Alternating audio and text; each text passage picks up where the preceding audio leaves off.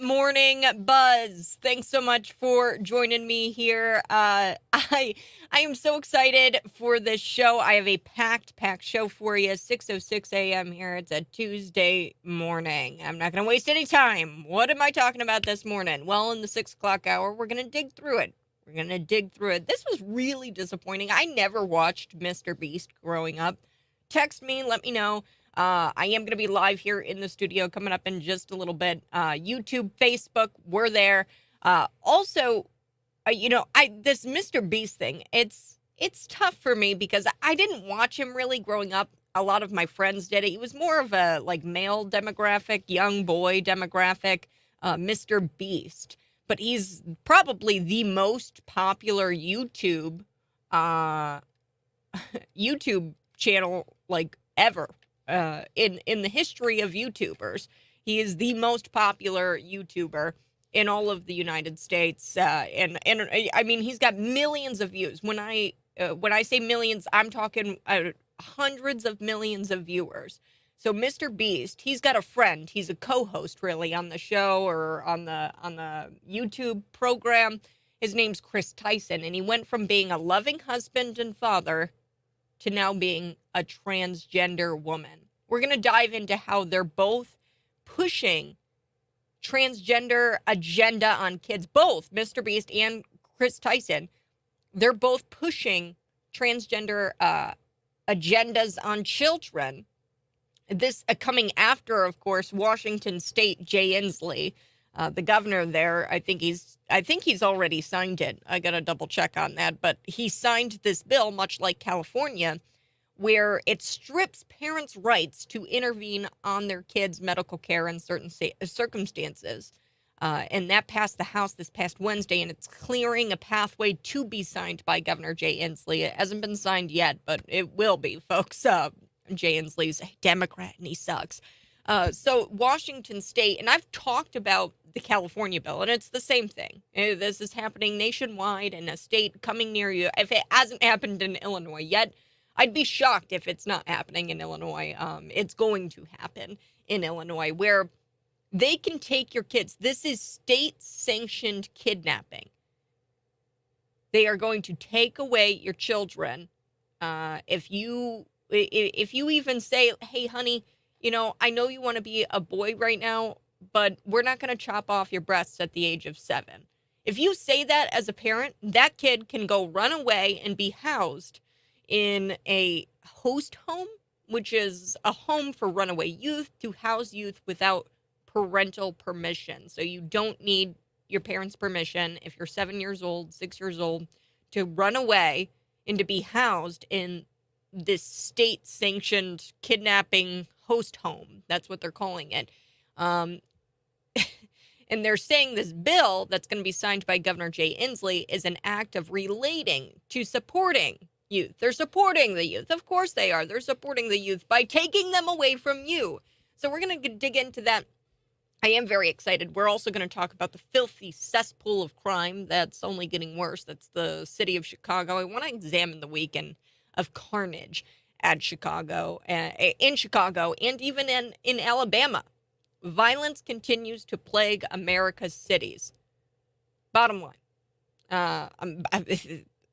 that's what this is. This is a cultural problem. It's a violence problem. It's a spiritual problem.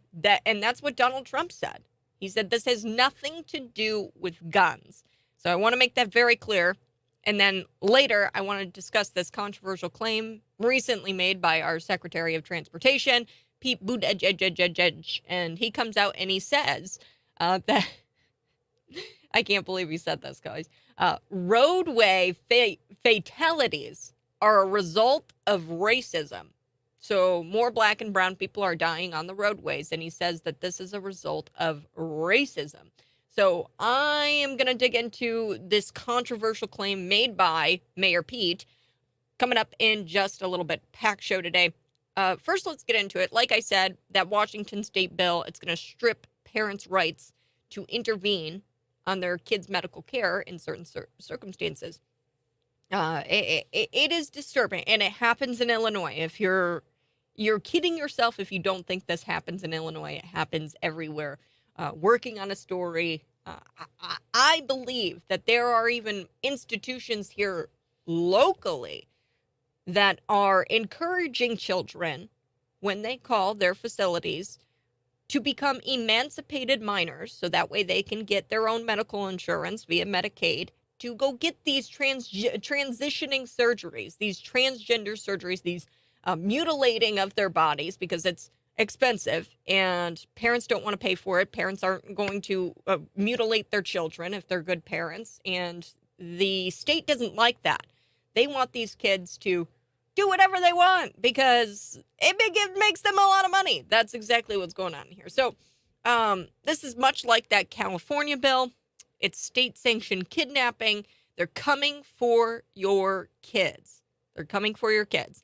And everybody, remember when they said, oh, no, this is nothing to do with kids. The transgender movement, stop. It doesn't have anything to do with the kids. We just want the right to sleep who we want, sleep in our bedrooms, and don't sleep with who we want, and we want to have bodily autonomy. That for adults, we wouldn't push this stuff on kids. It's sexual oriented. We would not do that. So, yes, they are. They're coming for your kids. Let's look at first how they said and they claimed that they weren't coming for your kids. There's an article here, and I'm going to share it with you here on Facebook Live, also on YouTube Live. I'm there. You guys can see me live in the studio. You can also see articles that I'm reading and my show prep. I make this all available to you during the show on YouTube, so that way you know where exactly I'm getting my information from. So when you're in the grocery store having a conversation with somebody about this kind of stuff, then you can say, oh, here's what I'm talking about. So they used to claim that they weren't coming for your children. Here's an article, Jason Fields, here's Newsweek coming out with this article. He says, and this was just a year ago, no, trans people are not coming to eat your children. That's what he says. He goes into the article and he says, we live in a time of unapologetic hate. I loathe the MAGA movement as much as many members of it would want to own me. So he goes into this, and the reason why I wanted to show you this is because we have to establish their lies, and we have to first look at how they claimed they weren't coming for your kids. That's an article from Newsweek.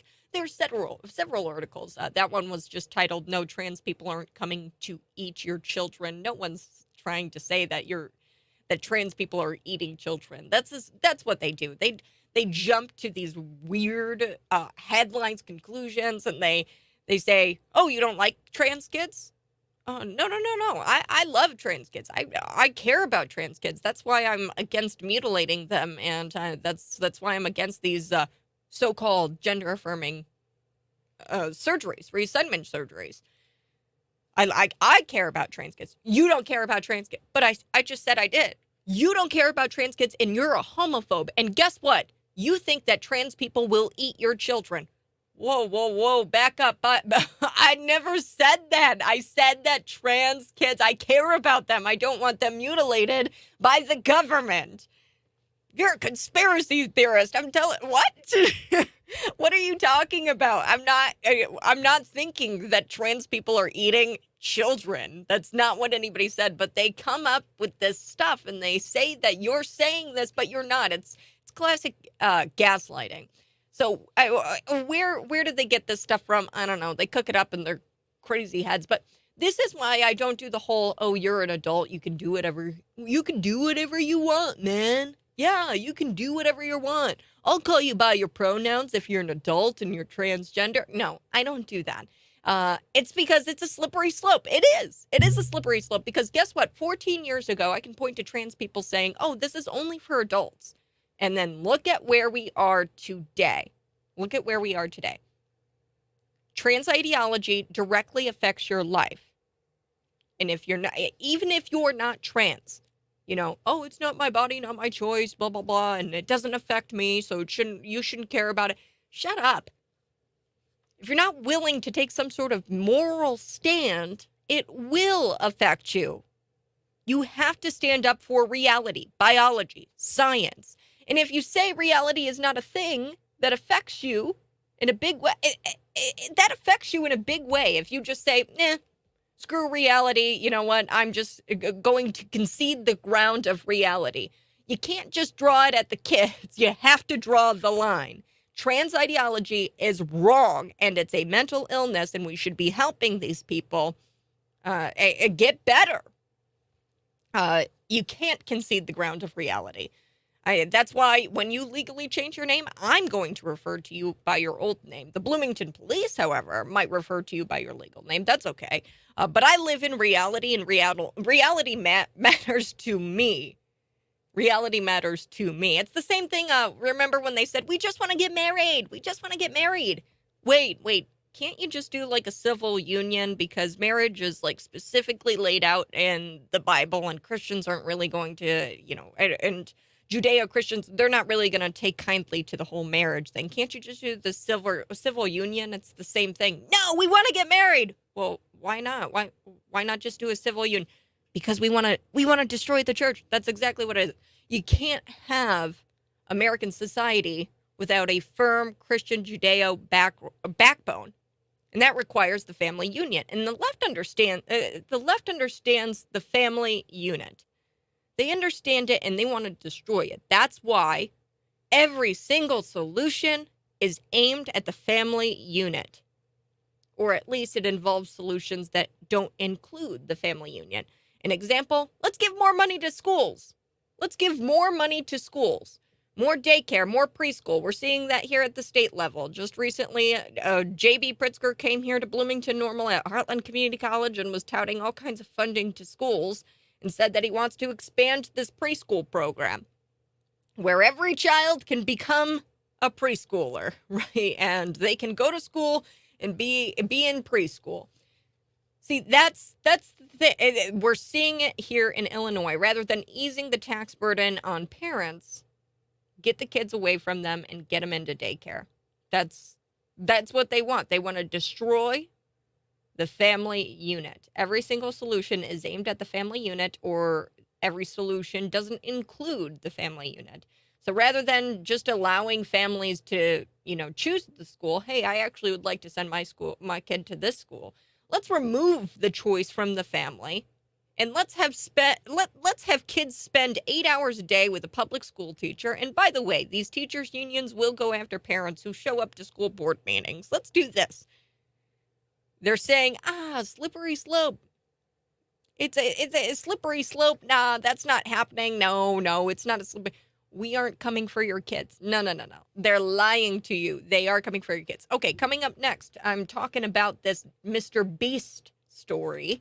And the transgender whole oh yeah, we aren't coming for your kids thing. Yeah, well, they're coming for our kids. And I have receipts, folks. So I have plenty of receipts to show you, to prove to you that they said that they weren't coming for your kids, but they have come for your kids. And here they are, the trans ideology in every kids cartoon, in every song, in every TikTok. I will be back and we will talk about this. Coming up, Tom Davis with your news. He's going to tell you about this story here in Bloomington about an alleged child sex predator. That's next.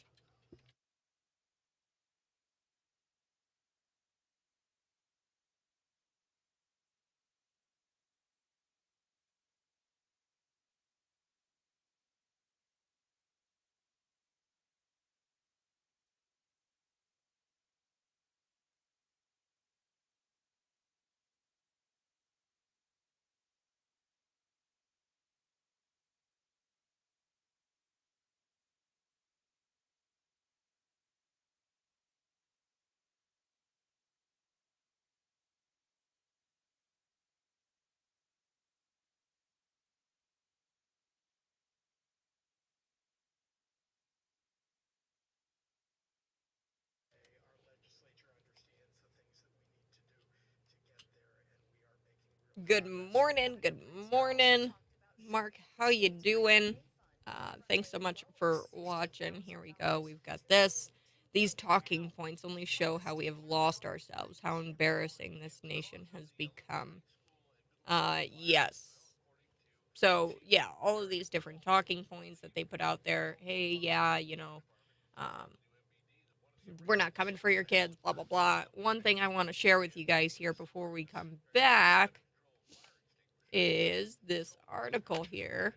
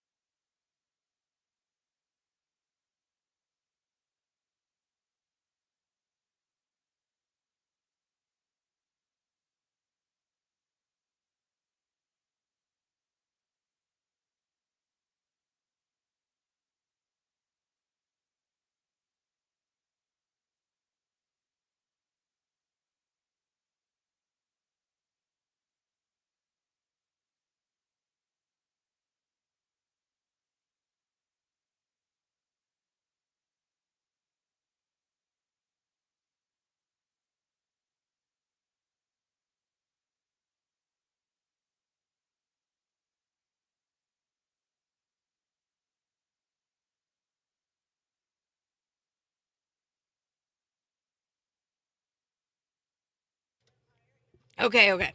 We're back.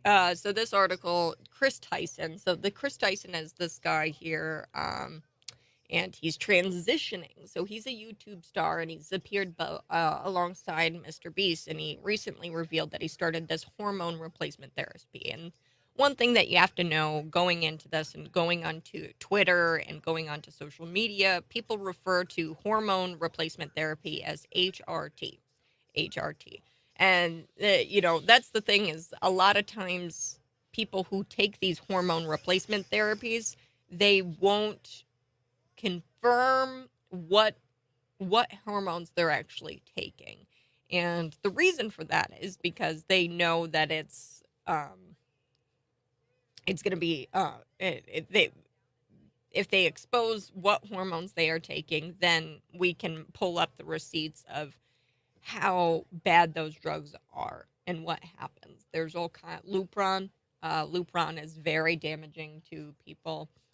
Actually used to chemically castrate uh, sex offenders. That's what they've used the drug for before. So um, this is a tweet from Tyson, and we're going to get into this here, where he says informed consent. Hormone replacement therapy saved my and many others' lives, which is so not true. If you look at the statistics coming out and saying that hormone replacement therapy saved your life is just not true with the statistics surrounding suicide. Post op suicide, post operation, post hormone replacement therapy operations on hormones. Um, this stuff, there's studies out there. There's a long term Sweden study that shows that even post operation, like if you were to chop off your breasts or to have some sort of um, chemical castrate with your hormones, um, then that is that that hormone replacement therapy is going to cause you to commit suicide, and we can see that in the numbers. I gotta get going here. We're getting close. So stay tuned. Be sure to like and comment, and we're going to be back at it with this story surrounding Chris Tyson.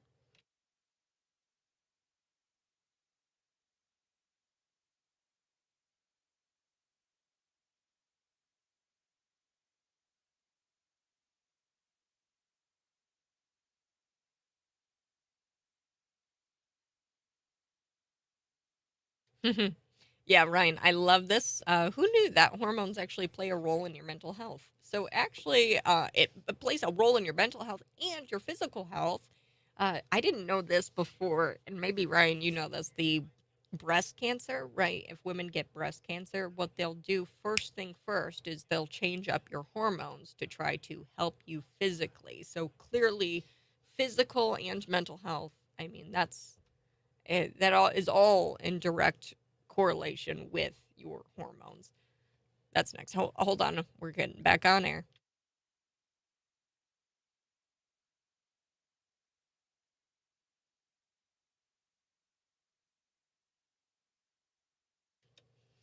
Good morning. Hey, this is the Morning Buzz. You can text me at 309-451-9299. And oh boy, I've got a packed show for you. First, I want to get through this MrBeast Tyson, Chris Tyson. So that's his friend, Chris Tyson, and he's kind of like co-host. And for those of you who don't know who MrBeast is, he's a huge YouTuber, probably had close to 200 million views on YouTube, the most watched YouTube channel in America.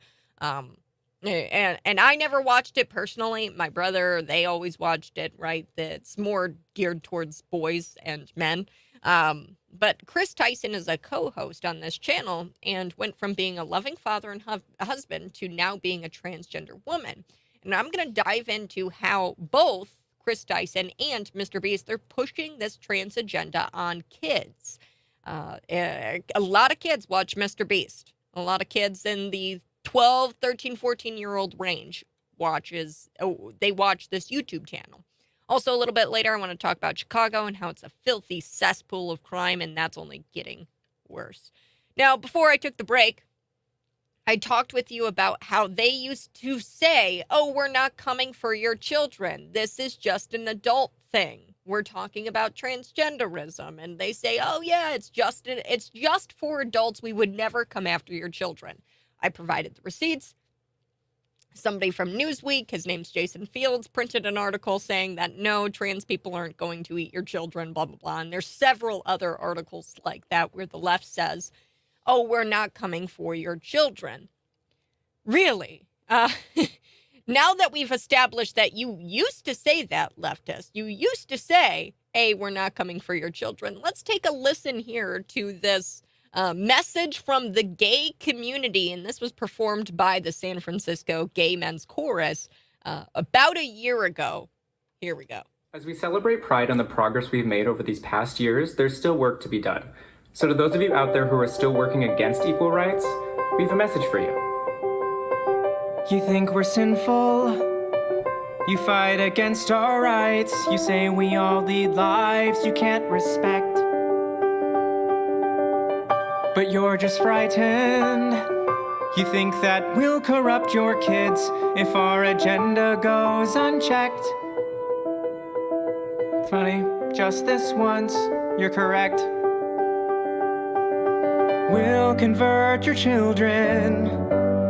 Happens bit by bit, quietly and subtly, and you will barely notice it.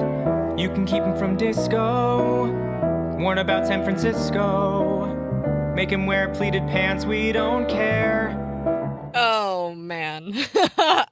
So if you are watching right now on YouTube Live, I'm going through all of the receipts here where they straight up have abandoned the oh, we're not coming after your kids. They've straight up abandoned that, folks. They aren't even pretending anymore that they're not coming after your kids. And they're coming after your kids, and they're being very, very bold about it. So another example here. This is a cartoon, and this is called Muppet Babies. And parents at home, if you're watching, listening, if you're listening right now, just understand that when you are out of the room cooking dinner, or if you are trying to pack the lunches, right, at night, and the kids are in the living room watching the TV, just be aware that this stuff airs constantly. It airs constantly, and stop watching Disney. Stop doing it, because here's an example. This is called the Muppet Babies, and the Muppet Babies are now well, just listen. Just listen to this. Here we go. But the girl said I'm not supposed to wear a dress. I don't want everyone to be upset with me. Well, if it makes you feel better, I can make your outfit so amazing, they won't even know it's you. You mean it? All right then, let's do it! You got it. Bippity buffity boo-ba!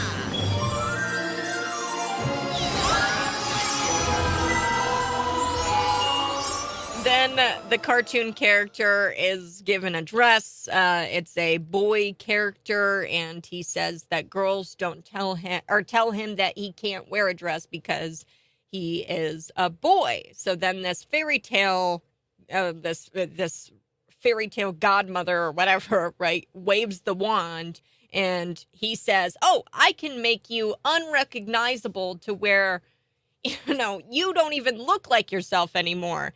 And that's essentially what this cartoon just said. So be aware of what is being aired on television, because that is from Disney Junior. And I used to watch Disney Junior as a kid growing up. Muppet Babies. They are coming after your children. I can't be more clear about it. Now, one more. This is called The Rainbow Teacher. One more that I wanted to show you guys, the Rainbow Teacher. So she's a public school teacher, and she talks about how, her kids in the classroom come out to her. So let's take a listen here. And then tell me again, they're not coming after your kids. Here we go. Yes, I have had multiple students come out to me, not just with their sexuality, but also with their gender identity. It's one of their... Hold on.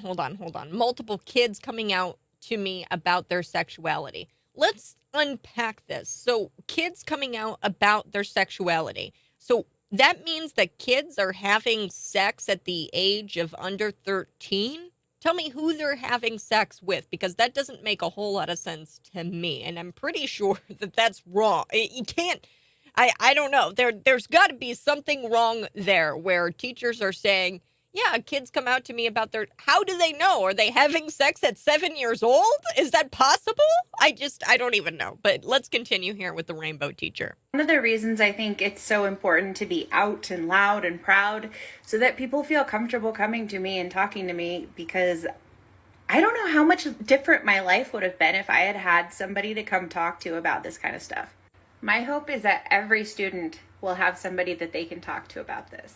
They're coming after their kids, and they do not want you to be involved in your children's life anymore. And that couldn't be more apparent from this story today. The reason why I'm bringing it up, Jay Inslee, he's about ready to sign this Washington state bill that would strip parents' rights to intervene in their kids' medical care in certain circumstances, meaning if your kid wants to transition from a boy to a girl to a boy at the age of 7, and they want to go get a reassignment surgery, or if they want to take hormone replacement therapy drugs, then they can go do it behind your back, and the state will house them in what's called host homes for runaway youth, and they're going to house these youth without parental permission. This is Senate Bill 5559, and it's headed to the Governor Jay Inslee's desk. This is state-sanctioned kidnapping, and they are coming after your kids. Be aware. Be aware of this. And this is what I wanted. A Disney Junior, every single Disney cartoon is working in the LGBTQ agenda. They're coming after your kids. Do you find yourself, and I'm curious, comment on Facebook Live, YouTube, or even text in 309-451-9299. Do you find yourself being less tolerant these days? Were you the person who used to say things like, I really don't care what you do in your bedroom? Were you that person, and have you changed?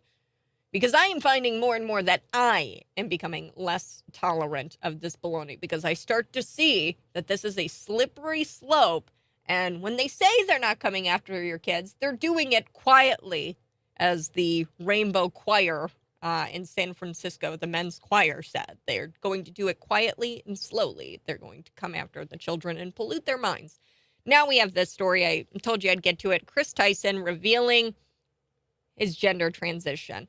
Now I've got to take a quick break, but when we come back, this is a big deal because MrBeast has millions of YouTube followers, millions of people watch him, kids watch him. So I'm going to dig into Chris Tyson now revealing that he is transitioning. And then a little bit later, I want to dig into the crime coming out of Chicago. And Mayor Pete is out there again saying that, you know what, traffic fatalities, they're up because of discrimination, which means he's talking about racism. Wait a second. How does that work? Traffic fatalities are up and it's because of race. I'm going to unpack it here on the Morning Buzz. This is the Morning Buzz with me, your host, Kat Peterson. Coming up next, it's Tom Davis with your news and John Weatherby with the weather.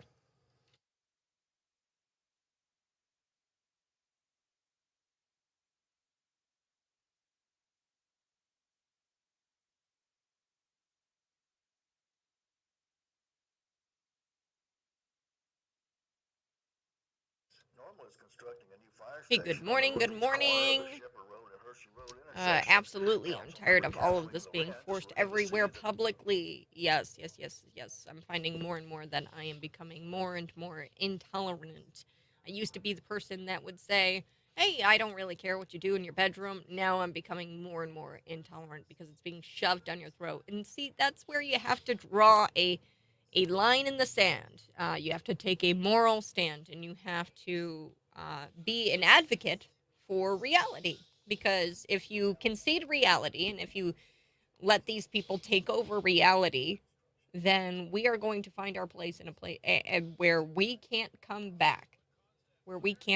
So, coming up, we will be talking about Mayor Pete Buttigieg. He's saying that the reason why there's an uptick and people who are experiencing fatalities on the road, it's because of discrimination. What are you talking about there, Mayor Pete? What are you talking about? So I guess there's been a rise in fatalities on the road. So people committing homicide on the road, meaning, you're driving down the highway, you crash into somebody and you kill somebody. So there's an uptick in those. And we braked it down, right? We break down the numbers and we find that it's Black and brown communities in this higher homicide rate of fatalities on the road. So what you've got are the members of the Black community crashing into each other, because it's interesting when you break down the numbers, it shows that there's no white people are not in that or other races, even Asians. They're not in that category. What we're seeing is Black and brown communities dying on the road, and white other races are not within those statistics. And Pete Buttigieg says this isn't me, and then he says, well, that's because of racism. So I don't understand, like, is he really suggesting that Black and brown people are being targeted by white people on the road? Because that's not what the numbers say here. There's not white people dying, and white people are not a part of these car accidents that are happening on the highways. What I think this sharp increase, is there another reason why this is happening? Yes, and it can be contributed to what's called the Floyd effect. The Floyd effect, where cops are not pulling people over like they used to and not deterring crime, not deterring traffic criminality. And that is the reason why we're starting to see these reckless drivers out on the road. It's because they're not being pulled over as much. And why aren't they getting pulled over as much? It's depolicing. It's defunding the police. It's not letting police do their jobs. Cops were called racist for pulling people over. People aren't getting pulled over. People aren't being deterred from committing crimes on the road. So they're going to commit crimes on the road, and they're going to drive recklessly and crash into each other and die. This is the Floyd effect. Let's see here. I think I am going to hit this story. Thought I wasn't, but I think I am. I'm going to talk about this alleged sexual predator, Michelle Blessant. It's not Michelle, it's James, but it's okay. Yes, guys, if you're watching right now, be sure to like and subscribe to the channel. Share this out with your friends, your normie friends, as I like to call them, people who aren't red-pilled. Yeah, I like this. Pete is just plain stupid. Racist roads, yes. Good morning, good morning, good morning. We're gonna be back here in just a little bit.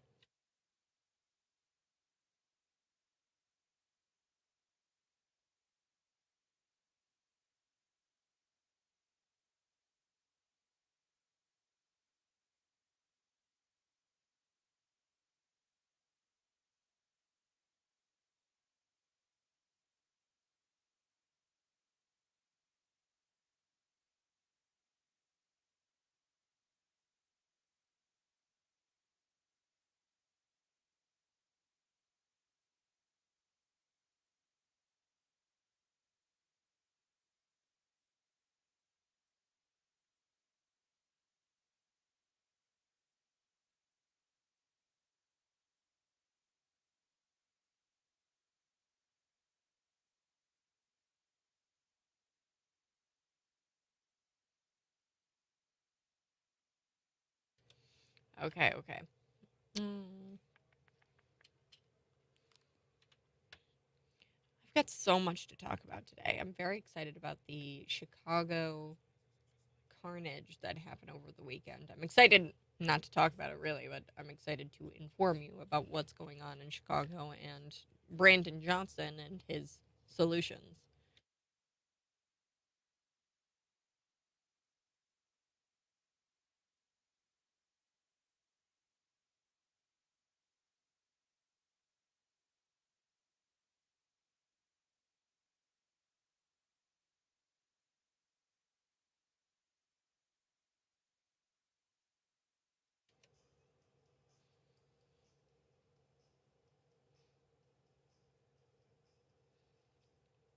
Good morning. Hey, this is the Morning Buzz. You can text me at 309-451-9299. You can also watch me live in the studio. I'm on YouTube Live and I'm on Facebook Live. You can see me in the studio and you can see all of the articles that I'm using for today's show.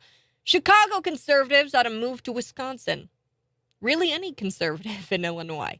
Get out of blue states that push, get out of blue states and push the battleground states redder, right? I don't know if there is coming back from for Illinois. I don't know if there is coming back for Illinois.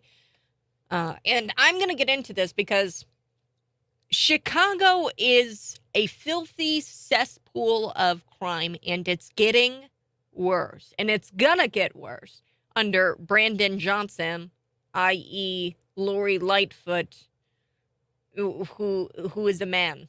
That's the only difference. Lori Lightfoot is Brandon Johnson. The only difference is that allegedly Brandon Johnson is a man. I can't assume, right? And I also can't assume Lori Lightfoot's gender either. And the only difference is that, you know, Lori Lightfoot, the fish eyes, and right, Brandon Johnson doesn't quite have the fish eyes, folks, and he doesn't quite look like Beetlejuice, but that's the only difference. They are the same person. These people in Chicago, they vote for this. They vote for blood in the streets. They vote for murder rates to skyrocket. They like it. They want it.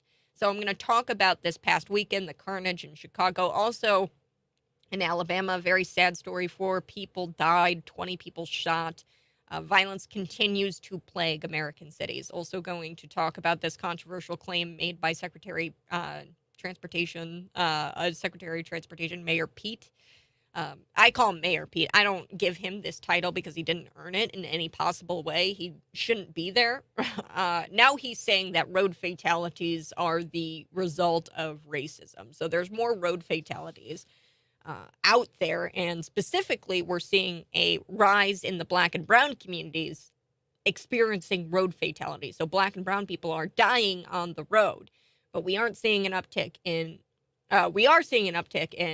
just across the board white and Black communities, but we're seeing especially an uptake in the Black and brown communities, and he says it's because of racism. I'm going to unpack it here. It's not because of racism, Mayor Pete. Racist roads, no.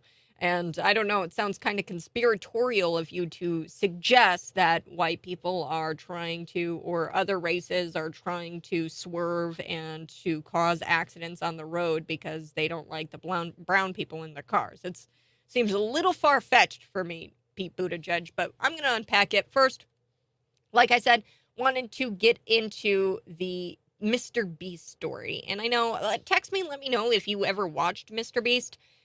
It seems to be taking the media cycle by hold. I mean, a lot of people care about MrBeast because he has like 140 million viewers on average on his YouTube videos, and his YouTube videos are kind of like funny, and they're more targeted for like young boys. So he's a popular children's YouTuber, MrBeast, and he has a sidekick in the YouTube channel, or on the YouTube channel in the videos, and his name's Chris Tyson, and he's revealed now that he is transitioning. The sidekick of the YouTube sensation, MrBeast, has announced that he is taking female hormones for 2 months, calling the treatment life-saving. So, quote, a tweet from Chris Tyson.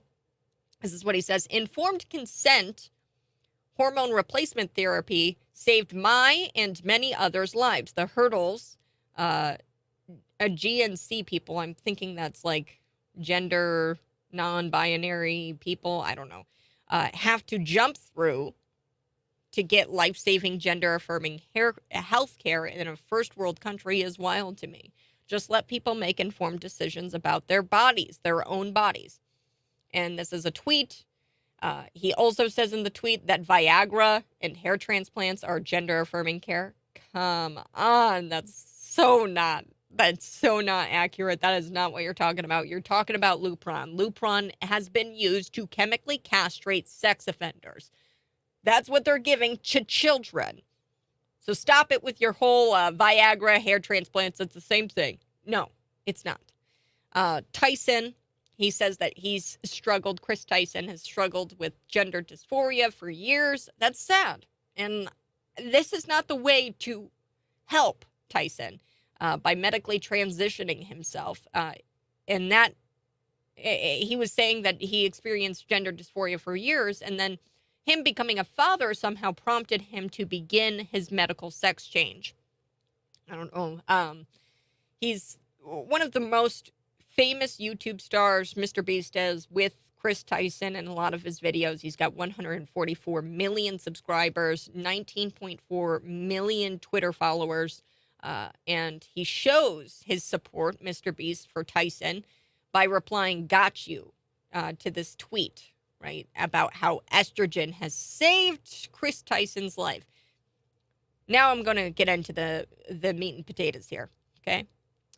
This is not life-saving treatment, and the numbers tell us different. Calling hormone therapy life-saving is perpetuating that transition or suicide narrative. This transition or suicide, right, narrative is that is a growing concern that a lot of experts are having. This, hey, if you don't transition your child, this child is going to die. That's not true. And experts are starting to do more and more studies. Suicide is complex, and one long-term Swedish study showed that the suicide rate post-transition is high, meaning sex change interventions cannot reasonably be called life-saving. There's plenty of studies out there that show transgender people who suffer from gender dysphoria, even if they go through surgeries and hormone replacement therapies, they still kill themselves at much higher rates than the general population. So to call it life-saving, the hormone replacements, the changing your sex, that is just wrong. Tyson tweeted that his wife, Katie, and he had been separated for over a year. In 2018, and I find this interesting, Lisa Littman, she's a doctor, she wrote a paper about in which she outlined this theory, and it was a theory about rapid onset gender dysphoria. And she suggests that peer influence and social contagion could be factors in this dramatic shift. People who are Gen Z identify as non-binary. There's an uptick in that. 1 in every 10 children under the age of 13 will come out as non-binary or transgender. So there is a dramatic shift. Trans activists at the time accused her of transphobia when she wrote this paper, this doctor, and forced the journal to retract the study, but it was later republished with only minor changes.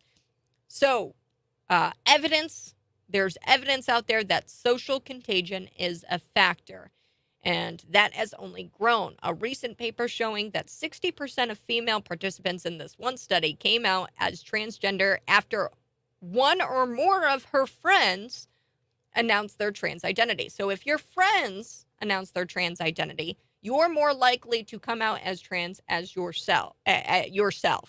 Cultural factors such as media messaging play an enormous role in social contagions and global epidemic of bulimia. You guys remember 1980s into the 1990s. Remember Princess Diana, her public struggle with illness resulted in a spike in teenage girls and young women suffering from bulimia. There is a correlation here. It's a social contagion. It's a social contagion. MrBeast is being pro-transition. He's all for Chris Tyson. And look, I bet he really would like to, if you are actually his friend, I bet you would really like to come out and say, hey, this is a social contagion. And, I actually want to support you as a friend. And I want to tell you that this is not good for your life. 10 years from down the road, is this going to be not only beneficial to you, but to your son and to your wife, soon to be ex-wife? Because your decisions to transition to a female not only affect you, but others in your life. What a concept, right? It's not being selfish. Right. I'm sure he would like to come out and say this. He can't, of course, because he'd be vilified by the left. But this isn't going to be good for the YouTube channel, being that this is the type of show that, I think Chris Tyson has made jokes about being trans, or about like trans ideology, and has made jokes about it. I don't think this is going to be good for the YouTube channel. Coming up, 7 o'clock, we are going to be talking about Mayor Pete and how he says the roads are racist. And then also Chicago is just it's crime cesspool. It's a filthy cesspool of crime, and it's getting worse under Brandon Johnson. That's next.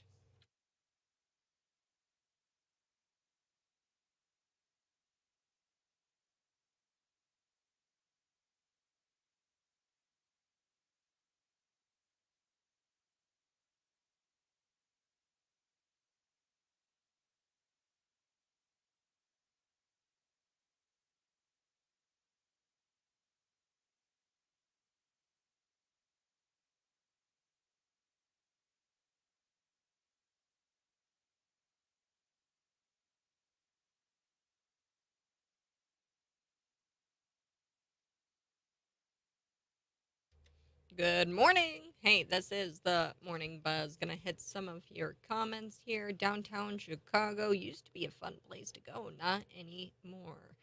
Yes, my boys watch MrBeast. Yep.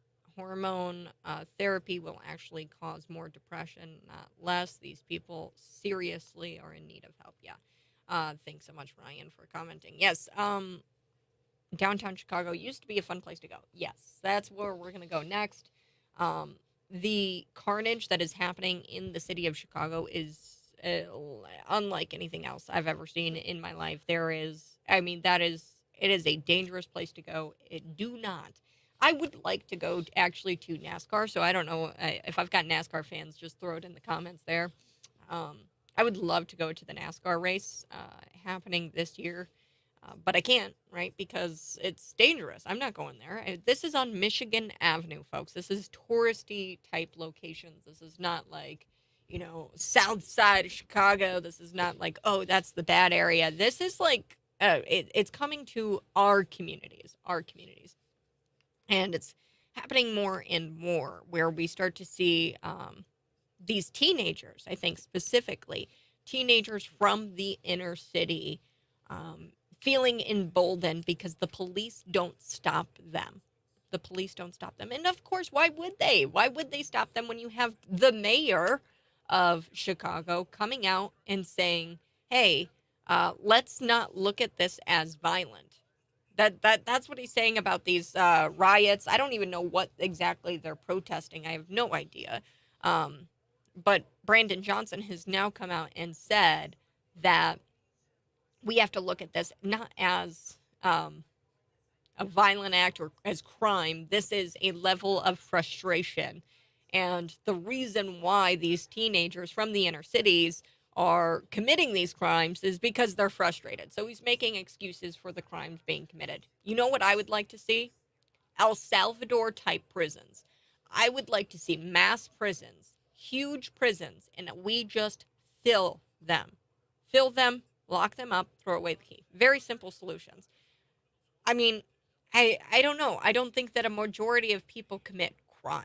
A majority of people don't commit crimes. It's a very small fringe, and we have to deter criminality. And these are teenagers who are just emboldened, and they don't understand that crime has consequences. And they're growing up in an era where, and this is the Floyd effect. I'm going to get into it here on the Morning Buzz. We'll be back. Just hold on.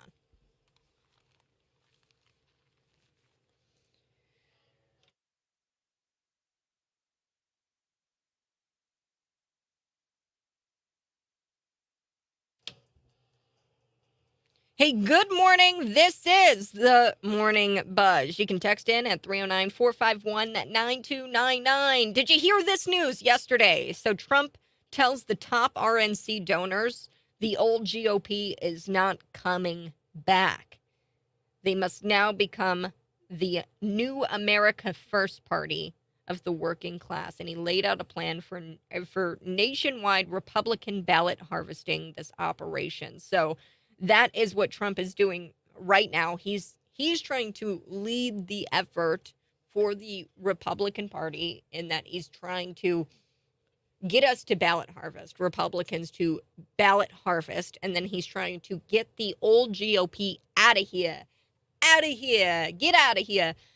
We're not no. We're not doing the old way where we back down. We're not doing the build a big tent. We're not doing the Republican unity thing. Sorry, Don Tracy, who is the Illinois Republican chair.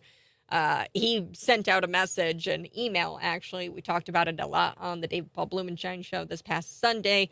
And he laid out a plan for Republicans, but nowhere in that plan did it say, hey, we're going to be America first, and we're going to stand up and take a moral stance against the crazy that is crime, that is trans ideology, that is manipulating children into becoming transgender. And we're just going to take a moral stand. That's what we're going to do. Sorry, Don Tracy, but this is the new Republican way.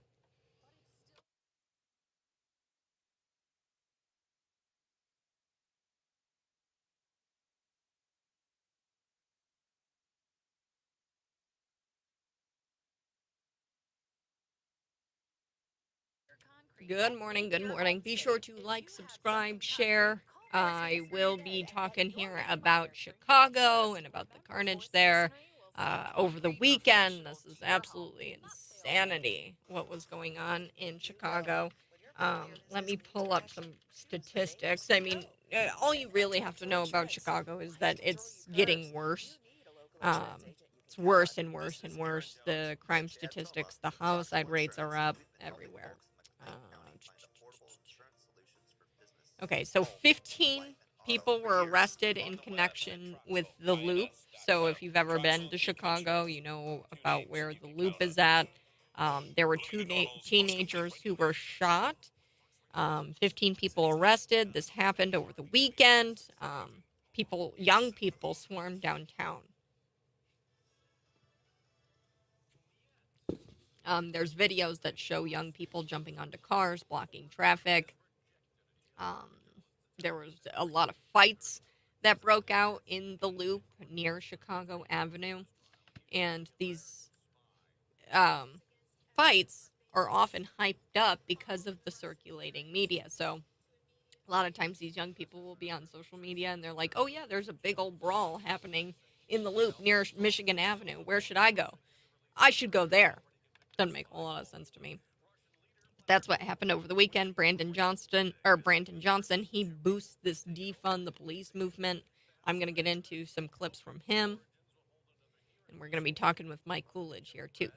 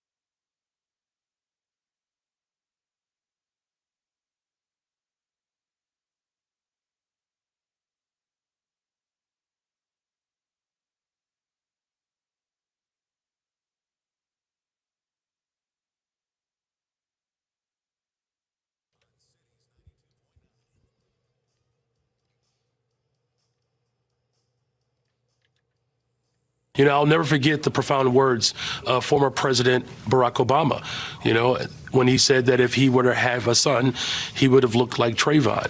And then you fast forward to Mike Brown, Freddie Gray, Quantonio LaGreer here in Chicago, who was having a mental health crisis. And the only equipment on the scene were guns. And he's dead. And Betty Jones, his neighbor, who came to his defense, is dead.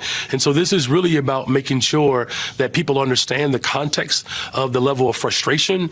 When you see that type of brutalization over and over again, it certainly can be discouraging. So if defunding the police isn't the answer, what do you plan to do with your resources? Is it less money or more money to police departments? Well, it's more money towards the areas of needs, right? And as I mentioned before, you know, we're working to double the amount of young people that we hire, not just for summer jobs, but for year-round positions. One of the things that I think is actually quite fascinating about our position here in Chicago, we've been pushing this ordinance called Treatment Not Trauma. In essence, first responders, social workers, counselors, EMT, these individuals would show up to calls that require those type of interventions. In fact, in Chicago, almost 40% of the 911 calls are mental health crises. We're asking police officers to do their job and someone else's. Like, that's not strategic. In fact, 60% of the violence that happens in the city of Chicago, it occurs in 6% of the city.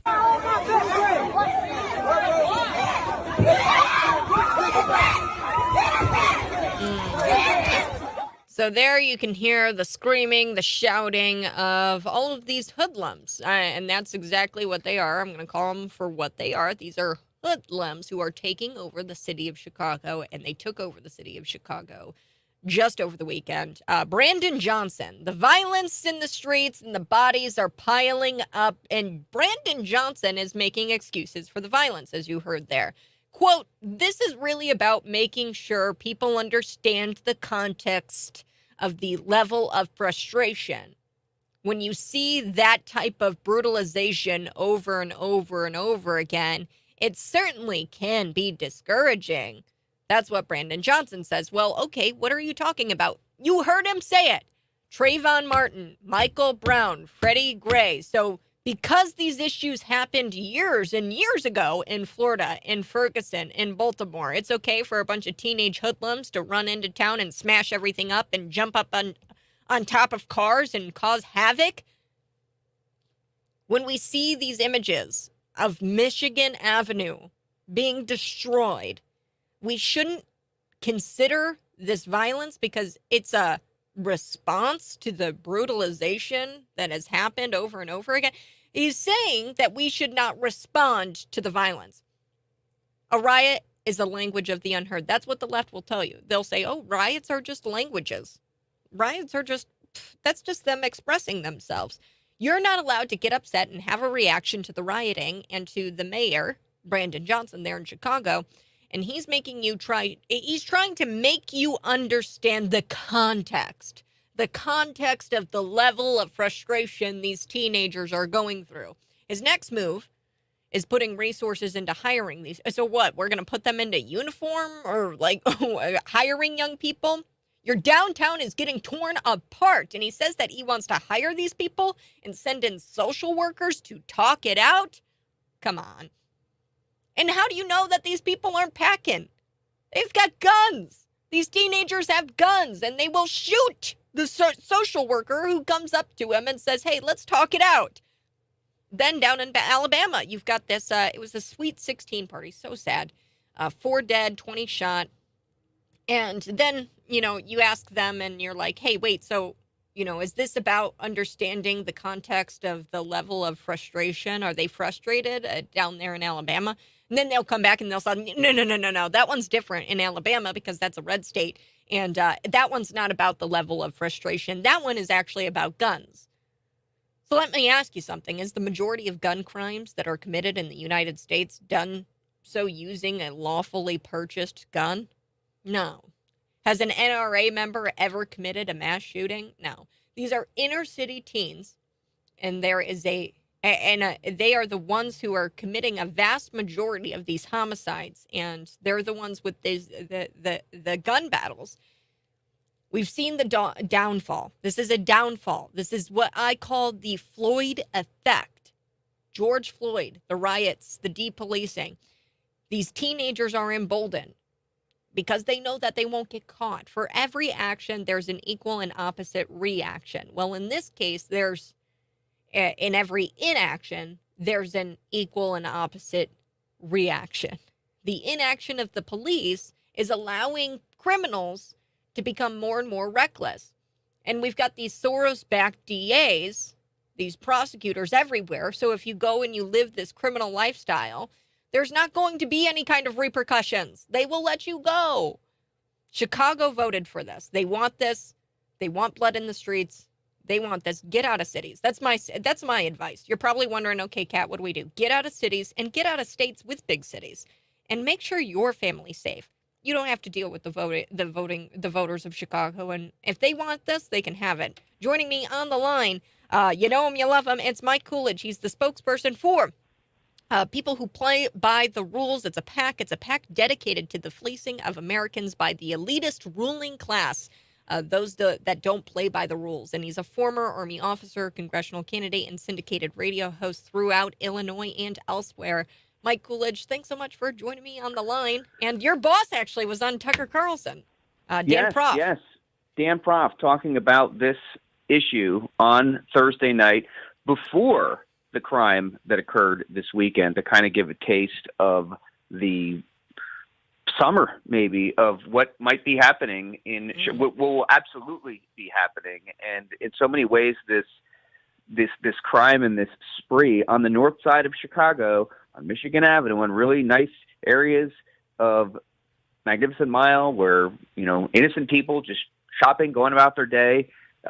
These gangs of hoodlums attacking people. There's video of this poor woman being attacked, not doing anything at all. About 30 people, I'm sure you've seen it, just completely surround this woman and start beating her up. And the biggest shock number I heard about the whole mayhem from this weekend is 16 people were arrested. That's it. Not 160, not 1,600, 16. And you can't necessarily fault the cops for not arresting them, because the cops are underfunded. They're outmanned for sure.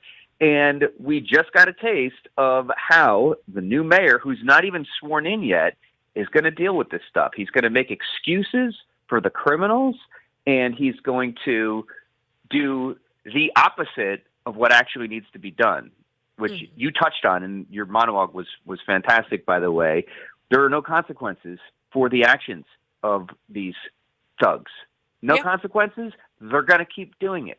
You reward this kind of behavior by not doing anything about it. And I really pray for people who not just live in Chicago, but go into Chicago to visit this summer. It's going to be nasty.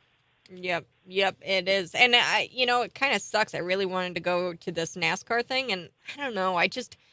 There's something inside of me saying, don't do it, Kat. You don't want to risk your life going to a big crowd in Chicago where there could be a violent outburst, right? Especially for something like that, where you have these teenagers. And if Brandon Johnson is right, maybe a NASCAR race would definitely peeve these teenagers off if they're so frustrated with systemic racism, right? That's what he was saying. He was like, oh, well, we have to understand the context of the level of frustration here. And then he brought up Trayvon Martin, and then he brought up Michael Brown, and blah, blah, blah. Same story over and over again. And it's like, wait a second. How do those translate to what's happening years later in the city of Chicago? Those cases were in Ferguson, in Florida. At what point are we going to hold these teenage hoodlums, these thugs, accountable for committing crimes and living crime lifestyles? That's what they're doing. They're living crime-riddled lifestyles, and it needs to stop. And I don't know. Yeah. Brandon Johnson isn't going to do it. I just tell people, move out, get out. I'm pretty sure I've talked with Sean Thompson from, I think it's 560 The Answer, right? Yes. Yep. And Dan Prof, and I've talked with them before, and they don't even live here. They live they farmed and moved out. And Kat, I used to live in Chicago. I lived in Chicago in the early part, when I was in my 20s. For 6 years, I lived in Chicago, and I loved it. Yeah, there were certain areas you didn't want to go, and here and there, like in any city, there's crimes you hear about on the police blotter, or but I mean, I remember going down to celebrate the Cubs World Series victory parade with 10 million other people in downtown Chicago. And it was a beautiful day, and people were happy and celebratory. There weren't riots at night. There weren't riots during the day. It just seems like a whole different era, 2016. We're talking about 8 years ago, but it may as well have been 80 years ago. Yeah. You mentioned the NASCAR race. Yeah, there's a big NASCAR thing, which sounds kind of cool, actually, taking over the beautiful lakefront and Lakeshore Drive, one of the coolest roads in the whole world, let alone the United States. And they're going to have these awesome cars driving all around them during the 4th of July week. Yeah, I mean, I worry about that. These kids, and that's what so many of them are. They're not stupid. They see on TikTok, hey, we got this out of this store here. We got this out of these goods or whatever, and this nice necklace or these nice shoes or whatever. Yep. And we didn't get in trouble for it. We didn't get arrested for it. They're gonna do it again. Yep. And all this blame, like you mentioned, from these stories, and so many of them turned out to be completely false with the narrative that was pushed, like Michael Brown, hands up, don't shoot, which he never actually did or said, and that didn't happen at all. We don't need to relitigate that. But these legends of this, Brandon Johnson's trying to shoehorn in that it has something to do with this stuff. It's not. It's about not giving consequences to awful antisocial actions. And again, he's not even mayor yet, and we got a taste because of the nice weather in Chicago this weekend of what's to come. Let's just send a social worker out there. I do want to shift gears and real quick talk about this story coming out of Bloomington, and I shared this early with you this morning. So we discovered some conflicting reports, different outlets in and around central Illinois, Bloomington, Normal, and they were saying Bloomington man, they were saying Bloomington woman. Turns out it was a man, James Blessant, and I'm going to call him a man because I'm not going to concede reality, and I'm not going to let people do that, right? Just because he changed his name legally doesn't mean that he's not a man. So his name was James Blessant, changed it legally to Michelle Blessant. The Bloomington police are using the name Michelle Blessant. When I asked the police department if they are treating this arrestee as a woman, this is what the response I got. He says, we're going to treat this arrest as a woman because that's how Michelle Blessant identifies. And then I asked him, okay, what's the biology here of this alleged sex predator? This is a child sex predator, allegedly, hasn't been convicted yet, under the age of 13. So this was a child, and sexual assault is 5 counts too. Yeah, 5. Yeah, 5 counts. And I mean, sexual assault is penetration. For those of you who don't know the legalese of that, right? Sexual assault is penetration of some kind. That means that they are accusing him of that, and not sexual abuse, which is something more like fondling or molestation, something like that. And that's just Illinois law. I'm just being honest with the facts here. So being that his crime was sexual in nature, I think that the sex of James Blessant matters. And, I don't see why the Bloomington Police Department, and I can't be really, and maybe it's similar to what we're seeing in Chicago, the police can't do their jobs effectively and file a report that is grounded in reality. When we have reports, police reports filed, and they're not grounded in reality, then of course there's going to be chaos that ensues. So, I mean, have we seen other things like this, Mike? And I mean, your thoughts about the story? Yeah, the Nashville shooting recently. The Nashville shooting was perpetrated by same sort of thing. As far as a gender switching alleged perpetrator, where he identified as a female, or I'm sorry, it was a female who identified as a male. And thankfully, I was quite pleased. I know this is an extremely minor point compared to the murdering that occurred, and in the case you're talking about in Bloomington, that's only one level less than that. Which is sexual assault. I mean, that's the only thing worse is murder. We get, and so many people who fixate on this gender ideology and this identity politics baloney think that the worst transgression someone can make is misidentifying an alleged sexual assaulter or an alleged murderer. No, I'm sorry. The murdering and the sexual assault is the worst thing here.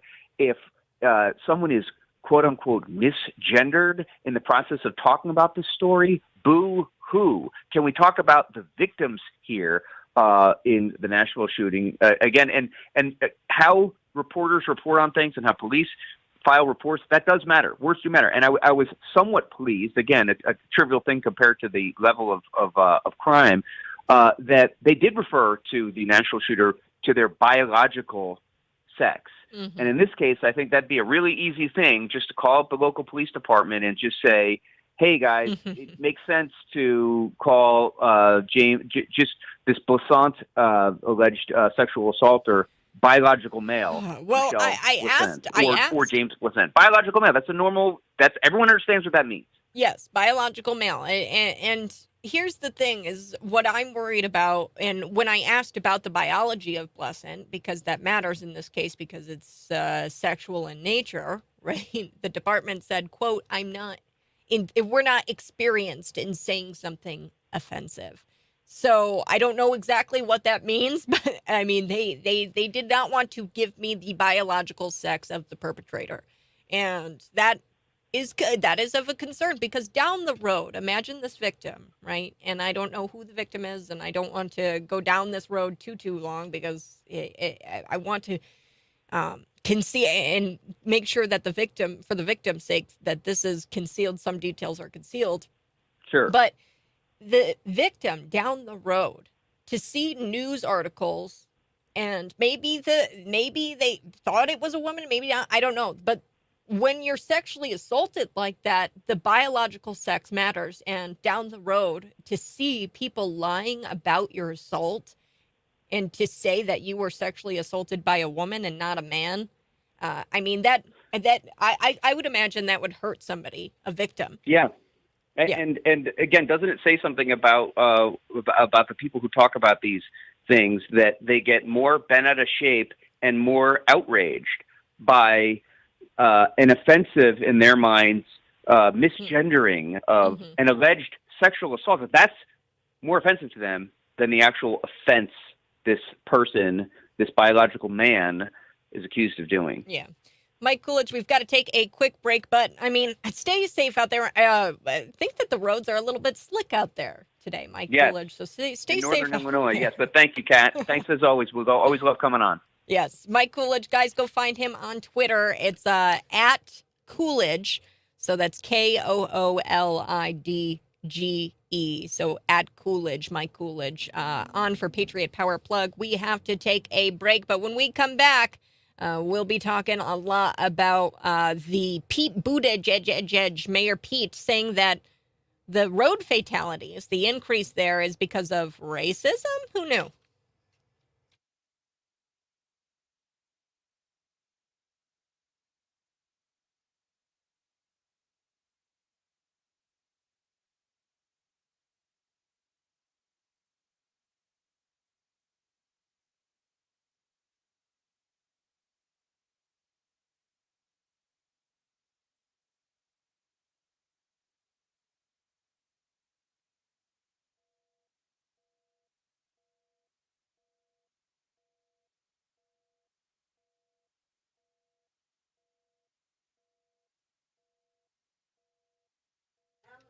Good morning. Hey. Bloomington Normal. How we doing? That was our Patriot Power Plug. We're going to be back here in just a little bit, and then I want to run through this Mayor Pete story. Then in the 8 o'clock hour, we're going to discuss the Normal Town Council meeting. Also, I do want to talk a little bit more about MrBeast, his co-host, Chris Tyson, coming out as transgender now, and how they are pushing the trans agenda onto your children. Yeah, so that's some developments there. Also, I'm going to get to some of your comments. Pete is just stupid. Yes, he is just plain out stupid. Do answer this question, please, in the comments. I'd love to find this out. Do you find yourself being less tolerant? Were you somebody who said, well, it's not really any of my business what people do in their bedrooms, and now all of a sudden you were less tolerant? Let me know in the comments. You can text in as well. We'll be back here in just a little bit.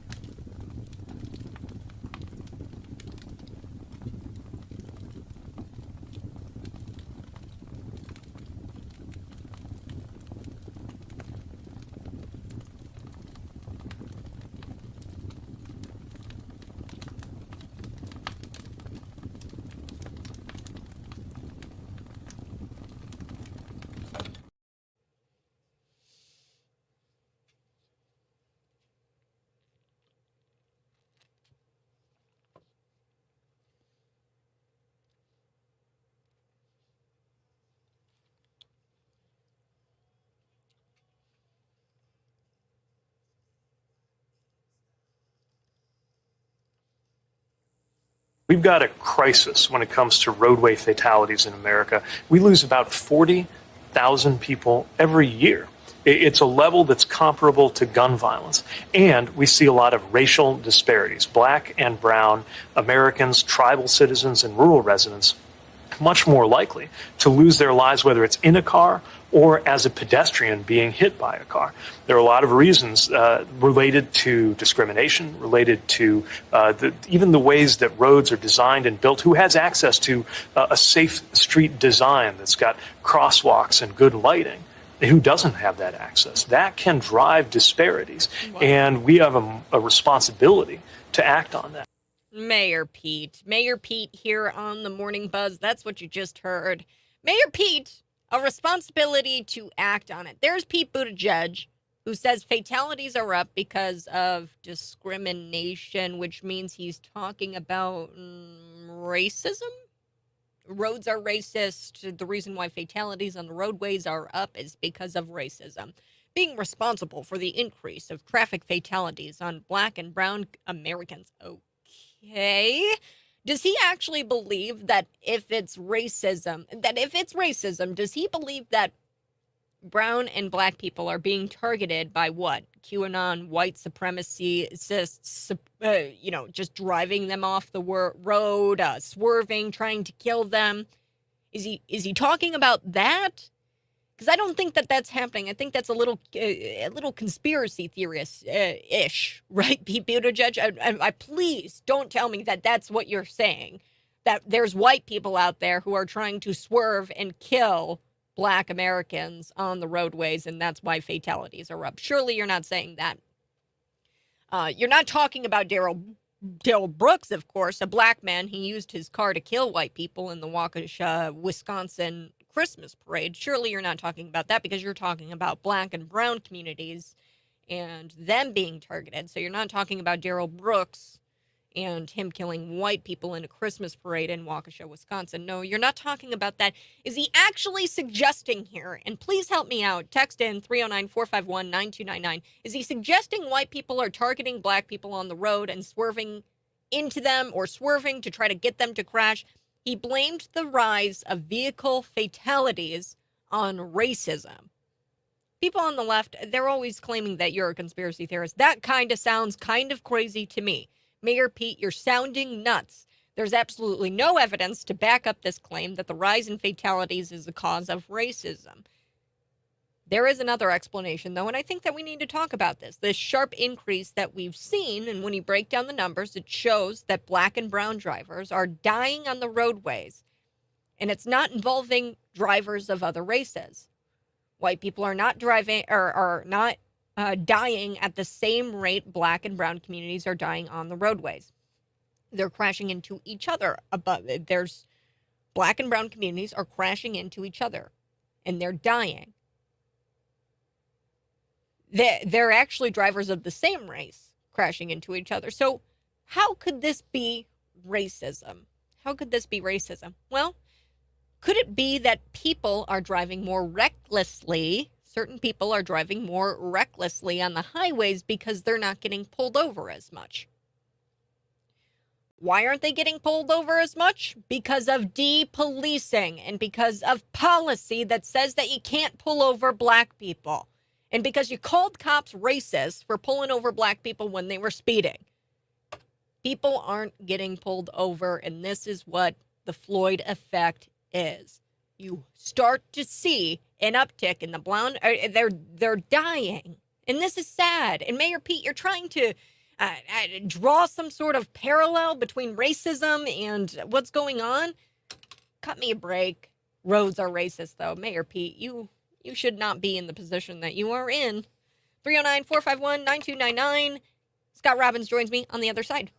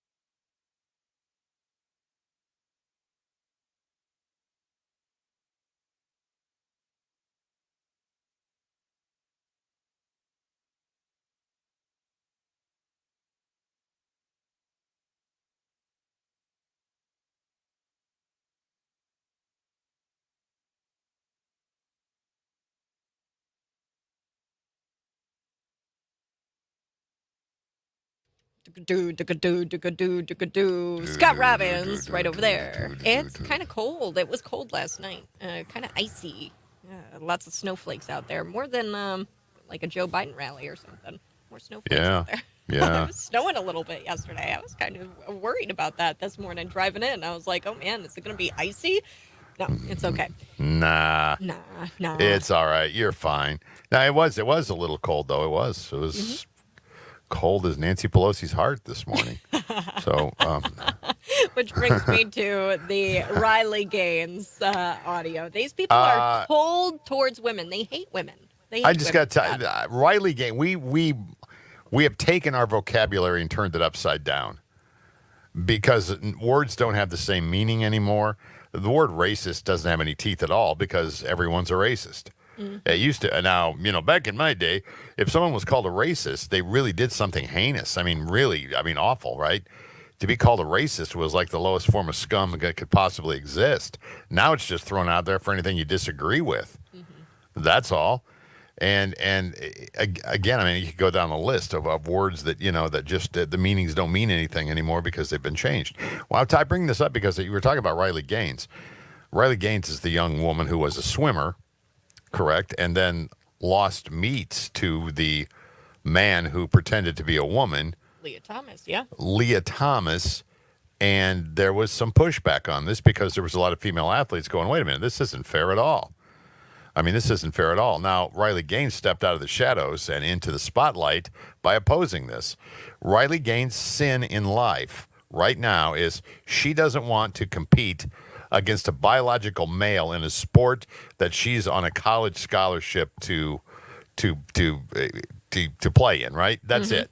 That's it.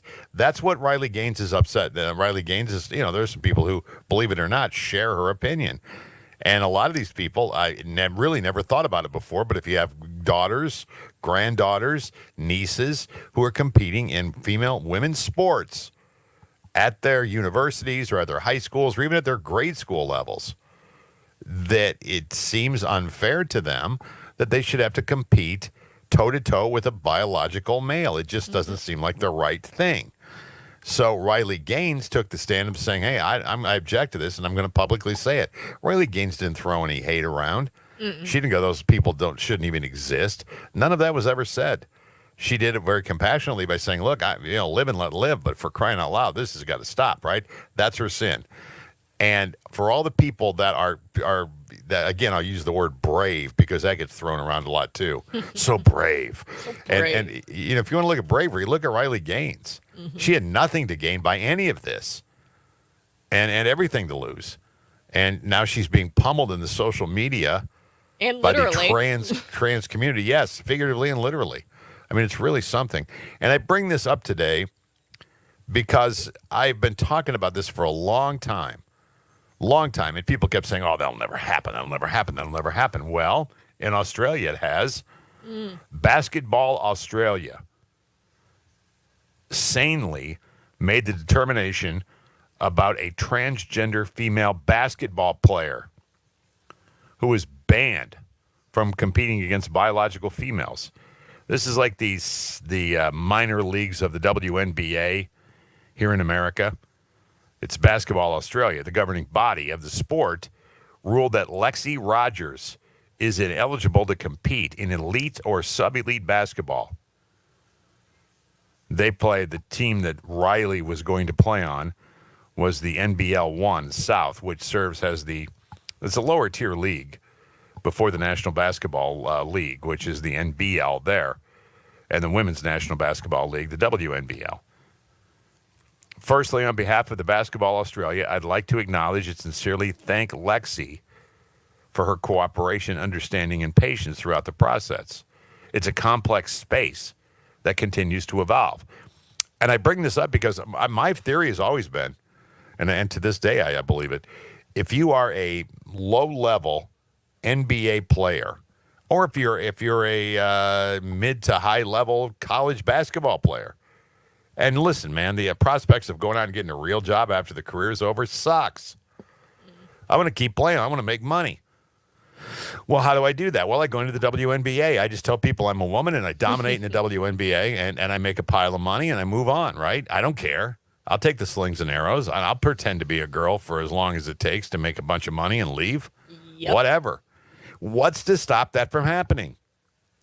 Soccer did the same thing. You're going to have some dude out there, some 6'4" guy, knocking women around on the soccer field because this person believes they're a girl? Do we just accept that?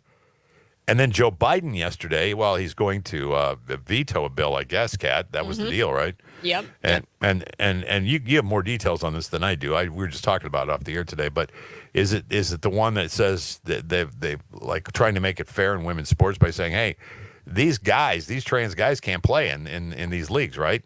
Yep. So what this bill does, and I'm quoting here, generally prohibits school athletic programs from allowing individuals whose biological sex at birth was male to participate in programs that are for women's and girls' sports. So the bill provides that it's a violation of Title IX. I'll stop you right there. What about that, what you just said, and what this bill is constructed to say, what in that is objectionable? What is it? What's objectionable about that? Biological male cannot participate against the girls under Title IX. It can't. It won't. It can't happen. It can't happen. And I would think any parent who's dealt with their girls in volleyball and softball, basketball, whatever track, and if you're related to or know someone who's competing in that field. How would this be objectionable to you? How would you go, oh, that's not fair? I mean...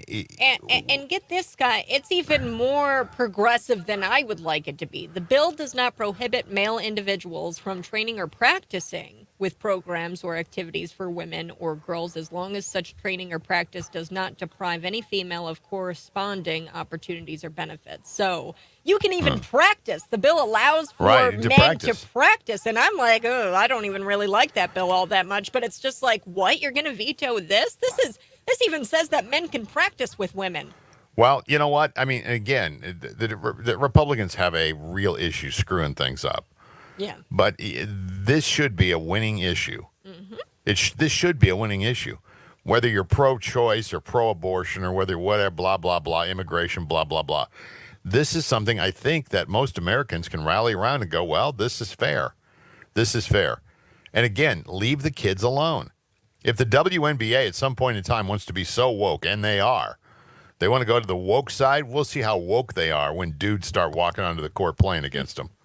We'll see how woke they continue to be after that. Because it's coming.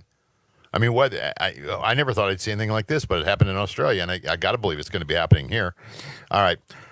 Moving on to this story. Golly. Listen to this one. A married former Oklahoma substitute teacher was arrested this week for allegedly making out with a 15-year-old student and sending him nudies and touching him inappropriately.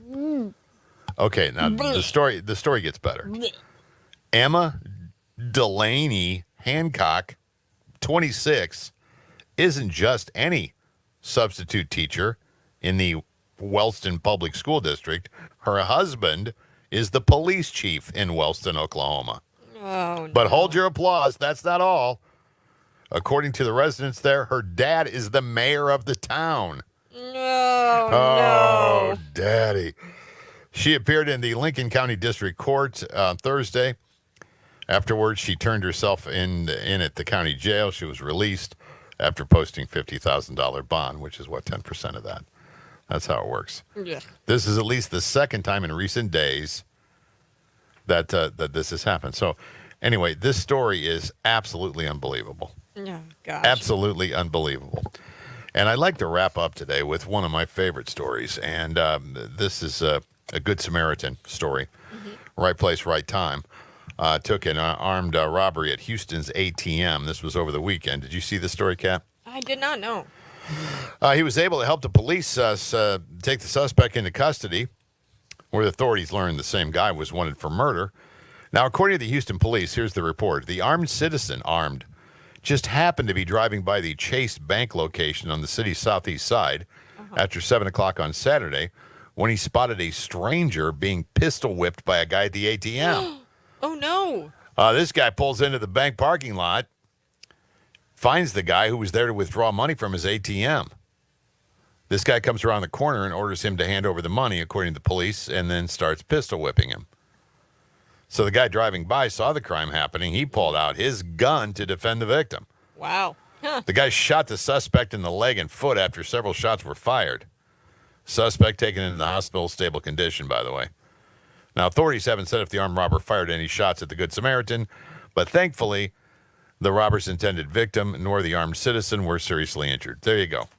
Good guy with a gun, stopping bad guy. Bad guy. There you go. There you go. That's a good little story See, right there, isn't sometimes it? I'm just thinking to myself, guns killing people. I mean, I keep telling, go kill something, and it's just the Never gun does, won't move. does it? The It gun won't move. Well, you haven't trained it properly. The NRA's got a book on that. You can just train it to magically do those things, because they're evil and all. All right. All right. Hey, by the way, I'm kidding about that, all right? Just before you go, what are you talking? Easy, Chester. It's a joke. All right. We'll talk to you later. See ya. See you later, Scott All right, Robbins. bye.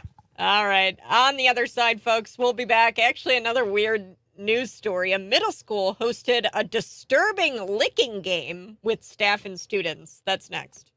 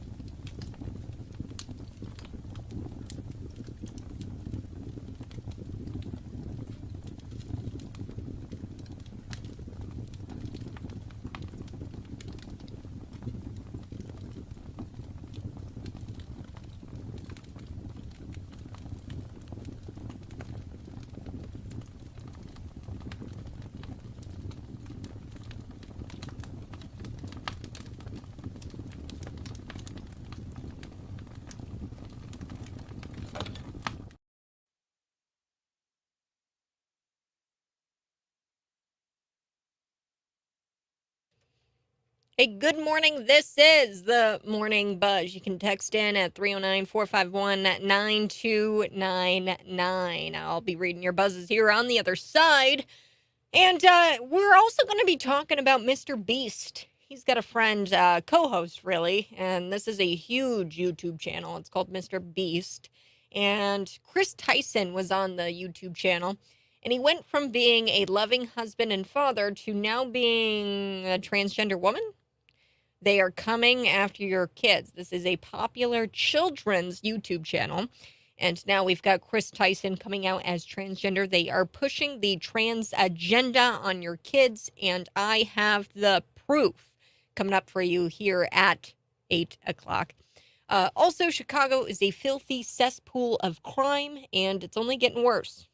I want to examine the weekend of carnage in Chicago and also in Alabama. Violence continues to plague America's inner cities. Now, one thing that I wanted to talk about, this is wild. Get this. A middle school principal is facing discipline for an inappropriate sexualized licking game between students and staff. Yes.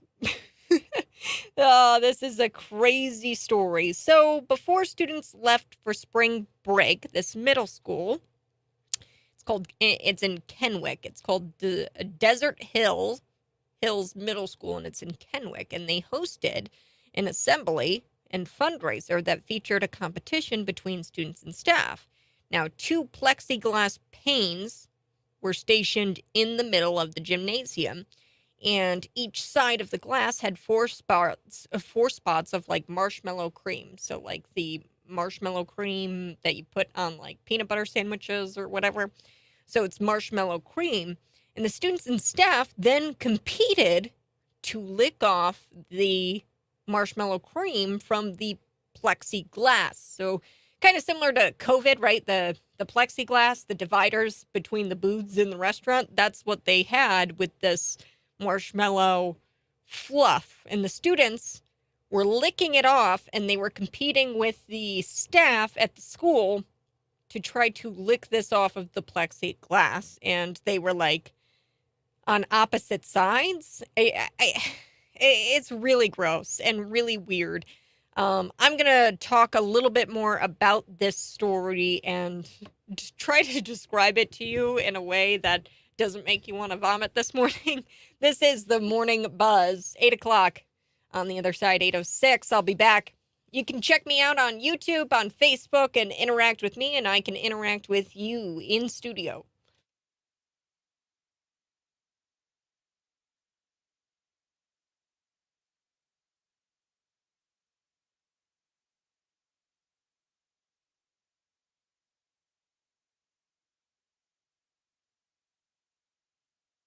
Good morning. Good morning. Hey, hey, hey. Be sure to throw in the comments. Um, wow. Colson, I am not even going to throw up your comment because that is just not true. And I don't see where you could accurately say that about Ryan. So I'm not going to throw up that comment and play games with you this morning, Colson.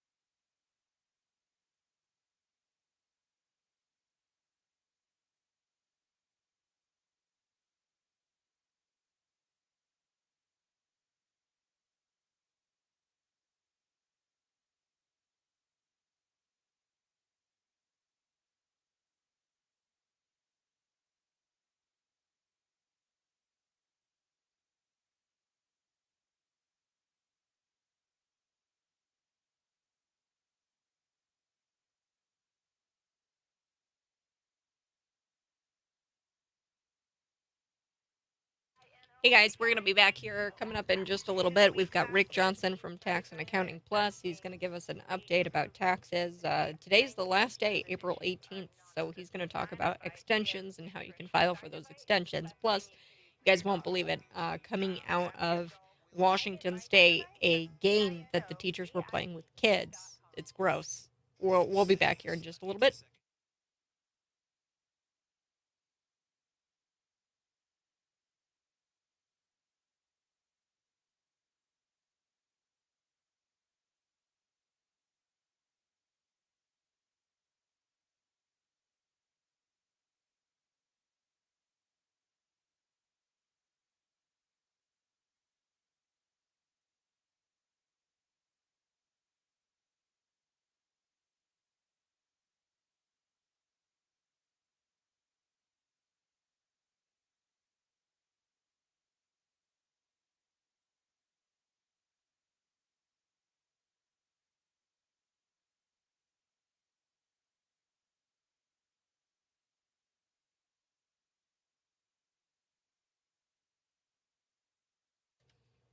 Good morning. Good morning. Good morning. Thanks so much for joining us here on the Morning Buzz. You won't believe it. I am going to run through this just very, very briefly before our Tax and Accounting Plus bit. This is parents responding to this plexiglass video. You won't believe it. It's just so gross. And I just don't. This is coming out of Washington State. Now, parents of this Desert Hills Middle School. It was a middle school where they had staff and students playing this game where there was a plexiglass. And on each side, you had students. You'll see it here in the video coming up in just a little bit. But thanks so much for joining me. Be sure to text in and be a part of the show.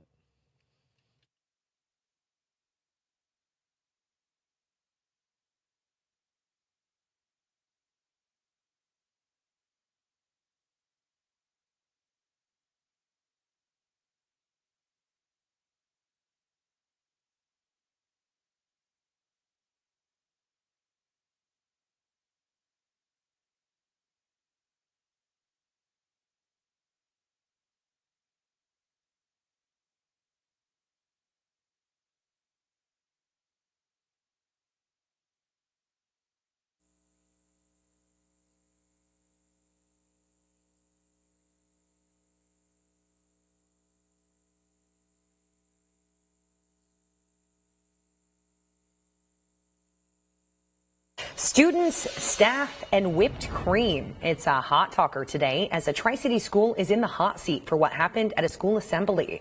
Lainey Erickson joins us live. Lainey, you talked with the parent of a student at that school. What does she have to say? Hi, Tracy. Now, I spoke with Jordan April, a parent of a sixth grader, who says her sixth grader was disturbed at the assembly and that she's not sure how teachers let this happen. Now, here's a look at that video now going viral. Now, you can see students and staff at Desert Hills Middle School licking whipped cream off of plexiglass on each side of it. And this all happened at an assembly before spring break. And it's now getting a lot of play on social media. April tells me a lot of middle school parents share her same concerns. Most of her friends are 12, 11, 12. Yeah, I mean, if those kids can see a problem from, pretty much the same angles that I did, that it looks inappropriate, definitely not sanitary. I feel like if a 12-year-old can grasp that, then yeah, it's a little concerning that I'm trusting those people with my kid, that can't even kind of make that good decision on their own. My gosh, guys, this is the Morning Buzz. And before we get to Rick Johnson from Tax and Accounting Plus, I wanted to finish up this story. It's coming out of Washington State where we had teachers and students on each side of this plexiglass licking like a marshmallow fluff off of each side. And they were racing to try to lick the marshmallow fluff off of each side. You can hear in the video many kids screaming, "Ew, that's disgusting. Why would you do this?" And like the parent said, if my kid can see that there's a problem with this, then why didn't the teacher see that there was a problem with this? What's going on? That's going to be a little bit about our 8 o'clock hour here I want to talk about MrBeast, his friend Chris Tyson. He went from being a loving husband and father to now being a transgender woman, and they're trying to push this trans ideology agenda on your kids. And I've got the receipts, folks, proving that they're pushing this on children, and you need to be careful. You need to be careful if you are a parent. This is the Morning Buzz, 309-451-9299.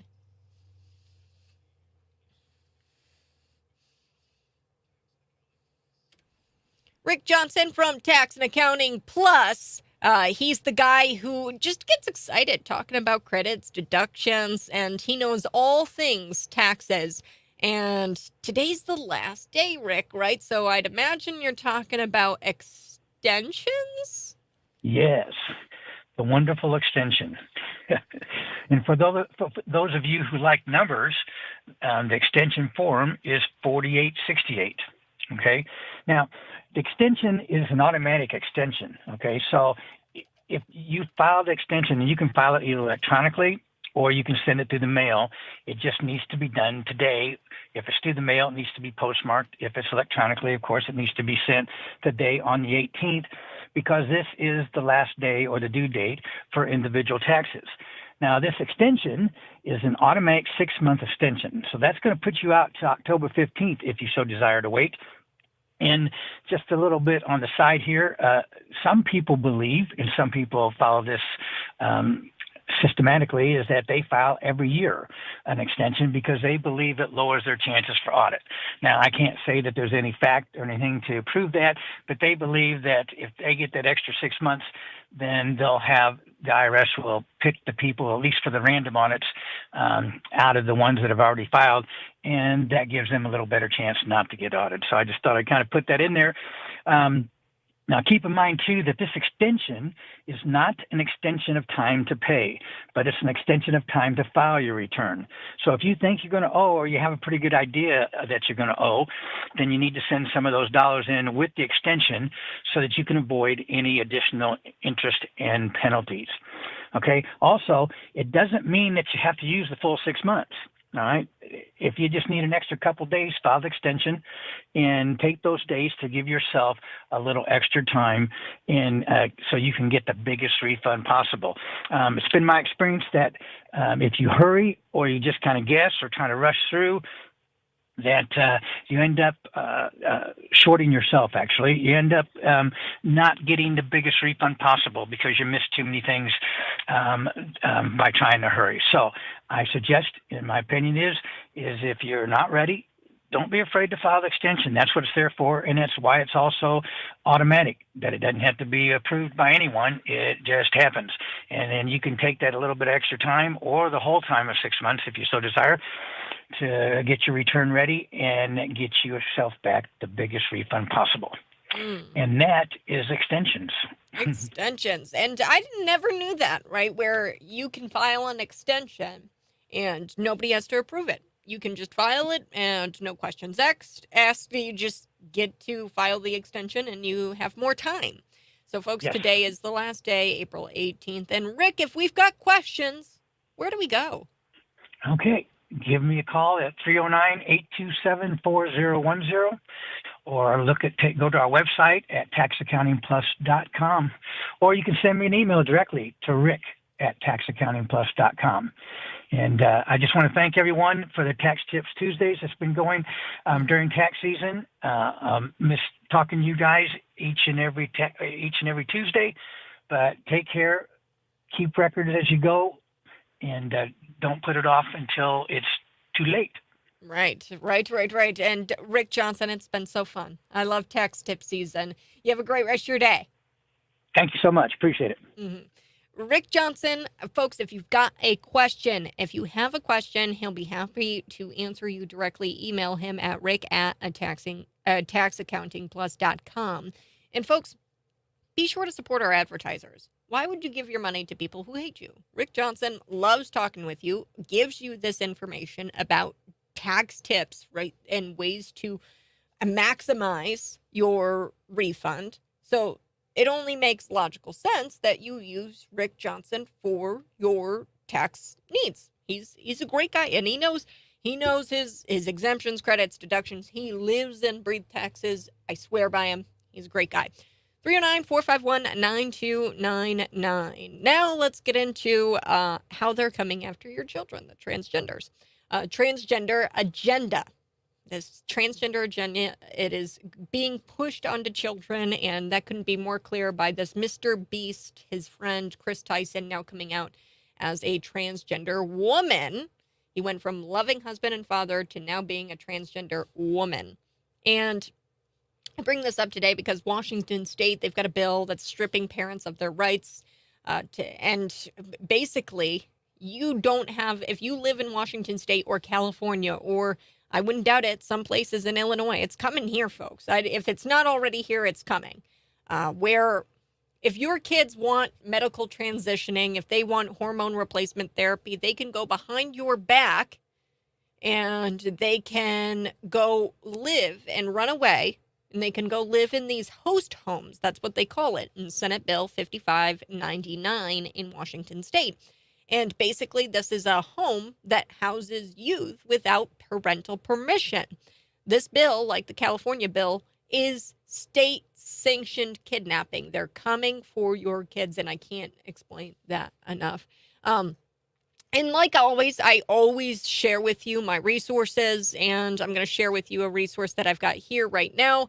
This is the case where we've got people claiming that they weren't coming for your kids just a couple of years ago, right? This was in October of 2022. I've got an article here by a Mr. Jason Fields. He's the Newsweek deputy opinion editor, Jason Fields, and he headlines this opinion article saying, no, trans people aren't coming to eat your children. So that's them saying that this trans agenda, they're not trying to push this trans agenda on your children. That's the receipt I pulled up for you. There's multiple articles like that. He wrote this article called No Trans People Aren't Coming to Eat Your Children. First of all, one thing I want to point out, the left always does this. They always jump to these exaggerated claims and nobody is saying that trans people are eating children. Okay, nobody has ever said that. And if anybody's ever said that, that's on a very fringe, weird chat group, and you got to get out of there because that's bizarro. Trans people are not eating your children. They are coming after them, these Trantifa types, and they are trying to push the agenda on them and trying to convert them to this trans ideology, this religion, this gender identity cult, right? That's the whole point here, is that they are trying to convert your kids into subscribing to cult-like activity. But the people will say, oh, well, you don't like trans kids. And I say, no, I care about trans kids. That's why I'm against them being mutilated and having their healthy breast chopped off. You don't like trans kids. It doesn't matter what I say. Then they'll come back and they'll say, no, Kat, you don't like trans kids. You're a homophobe. And, you think trans people are going to eat your children.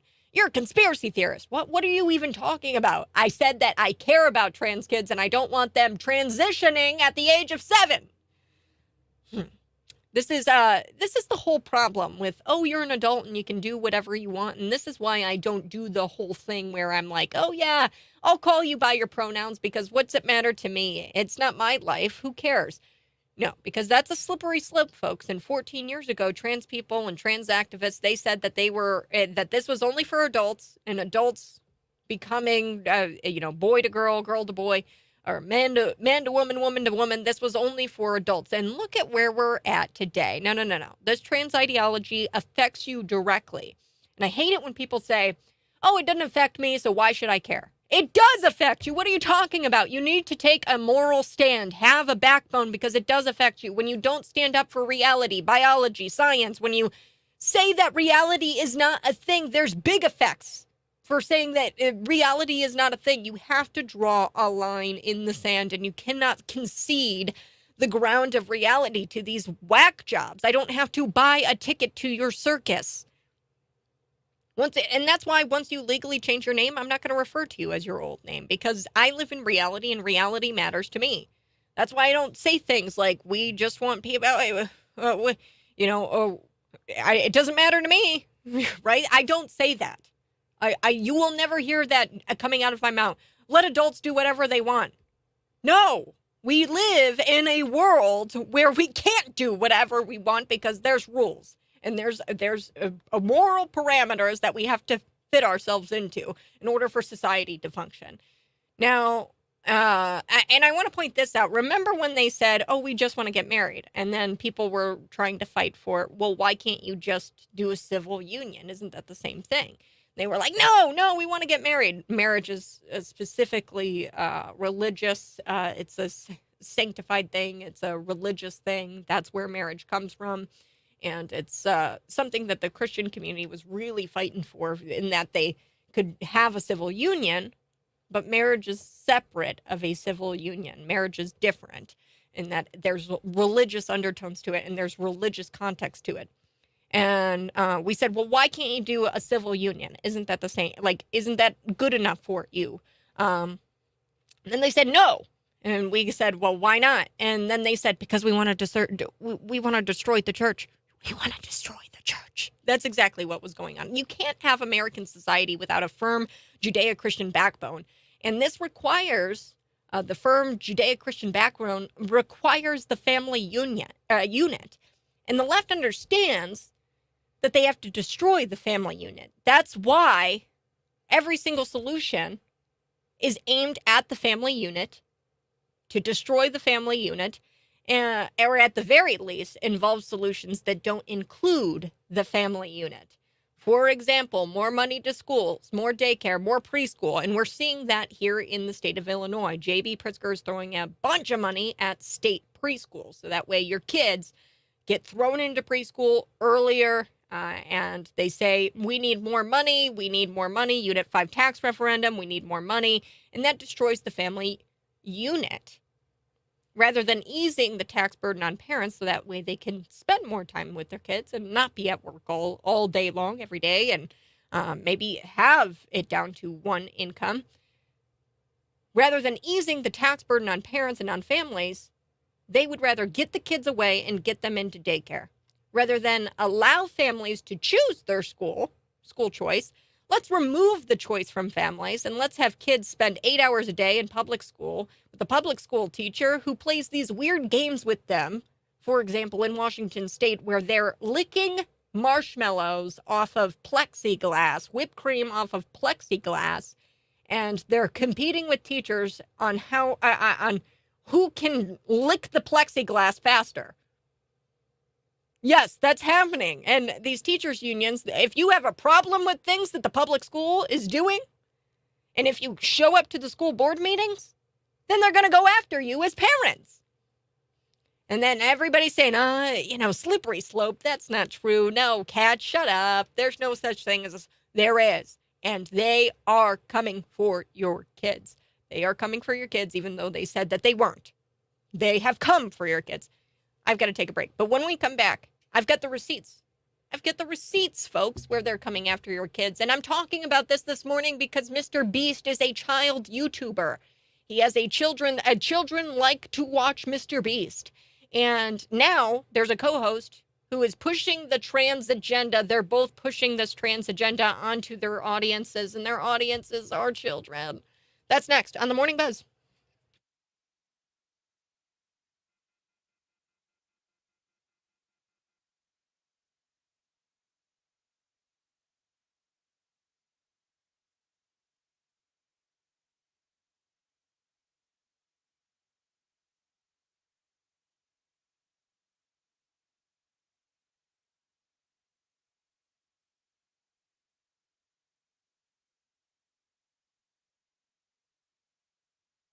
Hey, good morning. Good morning. Good morning. I appreciate you guys. Crypto Ghosty, good morning. I appreciate you tuning in. Be sure to like and subscribe to the channel. Ain't no rules in Chicago. Yeah, of course there's no rules in Chicago. That's exactly why we're seeing the spike in crime, right? And I call it the Floyd effect, right? After George Floyd, after things like this happened, Ferguson, Florida, Trayvon Martin, all these different things, you start to see what I call the Floyd effect. I think they even called it the Ferguson effect back then, where police aren't policing, and now we see the rise in crime. Makes sense, right?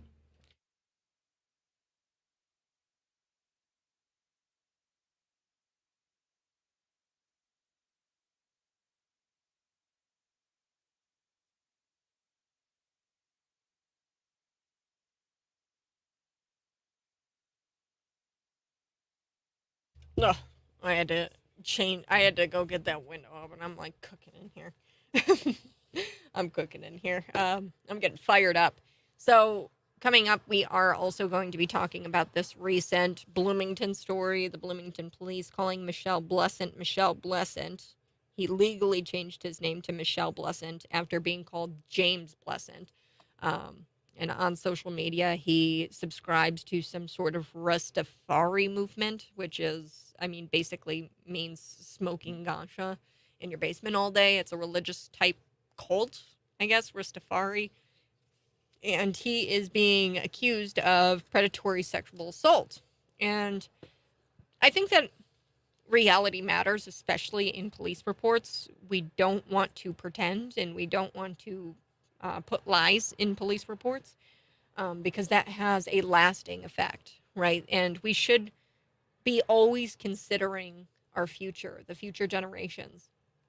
And when we lie and when we say that a man is a woman and this woman, this man who identifies as a woman is actually a woman, and we have media outlets reporting that he is a woman, further down the road, what do you think that's going to mean for children or for the victim of this crime down the road, right? Um, is does that mean like we're going to just totally lie and then the victim down the road is going to be like, well, actually the man who assaulted me was a man. um, I wonder what the victim thinks. Does the victim think that this man was a man, or does the victim think that this was a woman who sexually assaulted this victim? I don't know who the victim is, right? And we're concealing details because of that. But yeah, I mean, words have meaning. That's what we'll talk about here, and then also a little bit later, I want to talk about people. Edge.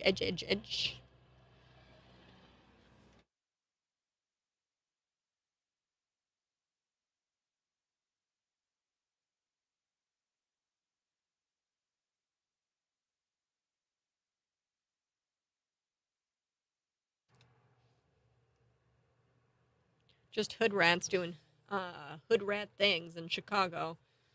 Before all the race talk begins, hood rats come in all colors. Yes, yeah.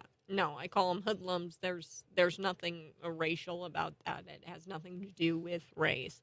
The reason why you probably see a lot of black teenagers in these videos that are causing these riots and that are rioting, jumping on police cars, assaulting people in the streets. The reason why is because they have been emboldened by people like Brandon Johnson who say, oh, well, it's just because you're frustrated with, things like Trayvon Martin and Michael Brown. They're just frustrated, folks. They're just frustrated, and they should be able to continue their crime and their rampant crime and rioting because they're just frustrated.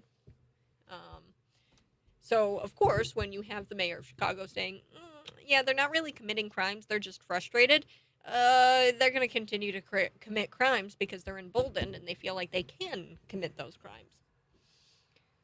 There's so much to get to. Riley Gaines here. I do want to play this actually for you, maybe. Let's play this here where Riley Gaines, she's in this video. I am going to play this here. Here we go. My name is Riley Gaines. I'm a recent graduate from the University of Kentucky, where I was on the women's swim team. I proudly finished my career as a 12-time NCAA All-American, a 5-time SEC champion. I am one of the fastest 200 butterflyers of all time. But on March 17th of last year, my teammates and I and other female swimmers from universities around the country were forced to compete against a biological male named Leah Thomas.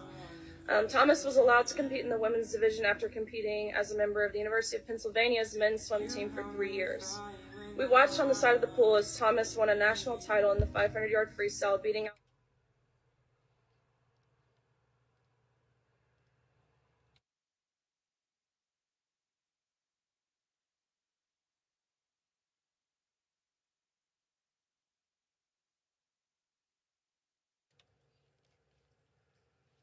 Good morning. Good morning. This is the Morning Buzz. You can text in at 309-451-9299. And this is the effect that the trans ideology has on women in sports. This is Riley Gaines talking about how Leah Thomas completely obliterated her in this swim meet. I mean, not even complete. I won't say, because she was pretty close considering. But how the damage was done to her mental her mental health after being defeated by a man in a woman's sport. Let's take a listen here. Here we go. My name is Riley Gaines. I'm a recent graduate from the University of Kentucky, where I was on the women's swim team. I proudly finished my career as a 12-time NCAA All-American, a 5-time SEC champion. I am one of the fastest 200 butterflyers of all time. But on March 17th of last year, my teammates and I and other female swimmers from universities around the country were forced to compete against a biological male named Leah Thomas. Thomas was allowed to compete in the women's division after competing as a member of the University of Pennsylvania's men's swim team for 3 years. We watched on the side of the pool as Thomas won a national title in the 500-yard freestyle, beating out the most impressive and accomplished female athletes in the country, including Olympians and American record holders. Whereas just the year before, Thomas at best was ranking in the 400s in the men's category. The next day, Thomas and I raced in the 200 freestyle, which ended up in a tie. We went the exact same time down to the 100th of a second. Having only one trophy, the NCAA told me that I would go home empty-handed and this trophy would go to Thomas. And when I questioned this, the NCAA told me that Thomas had to hold it for photo purposes. I was shocked. I felt betrayed and belittled, reduced to a photo op. But my feelings didn't matter. What mattered to the NCAA were the feelings of a biological male. In 1972, Congress enacted Title IX to end unjust sex discrimination in all aspects of education, including college athletics. But by allowing Thomas to displace female athletes in the pool and on the podium, the NCAA intentionally and explicitly discriminated on the basis of sex. Although the NCAA claimed it acted in the name of inclusion, its policies in fact excluded female athletes. It's excluding female athletes, and they're pushing this at every level, in sports and in the classroom, on your children. And before we took the break on the Morning Buzz here, I was talking about this newly released information when it comes to MrBeast, the YouTube. It's a very popular YouTube channel. 144 million subscribers, 19.4 million Twitter followers, and it's a children's YouTube channel. A lot of kids watch him. And his sidekick, Chris Tyson, revealed that he's transitioning, and they are pushing the trans agenda on you. Now, before we took the break, I told you that they have told you multiple times that that wasn't happening, that this was just for adults and that they're not pushing it on kids. And you're crazy if you think that they are pushing a trans agenda on your children. Well, here it is. I've got the YouTube clip. This is on Disney Junior, which is a cartoon. It's like this is where they're talking about a dress, and this male cartoon is dressing up as a girl, and this is on Disney Junior. So parents, listen up. This is what's going on in the background as you're cooking dinner, as you're packing lunches for them to go to school, and you're letting them watch the cartoons on the TV. This is what they're listening to, and this is pushing trans agenda on your children. Here we go. I am your fairy rat father. Bleep and liverwurst. I didn't know you were a fairy rat father. Well, you never asked. Anyway, I'm gonna make sure you have the perfect dress to wear to the ball. But the girl said I'm not supposed to wear a dress. I don't want everyone to be upset with me. Well, if it makes you feel better, I can make your outfit so amazing, they won't even know it's you. You mean it? All right then, let's do it. You got it. Bippity boppity booba. Makes this male character in the cartoon. This is Muppet Babies. This is on Disney Junior. It's a very, it's very kid-centric. They are coming for your kids. That is a transgender ideology being pushed onto your children at a very, very young age. Well, the girls say that I can't wear a dress because I'm a boy. And he goes, well, I'm going to change you into something totally irrecognizable. And it doesn't matter because I'm going to make you look so fantastic. And they won't even know it's you.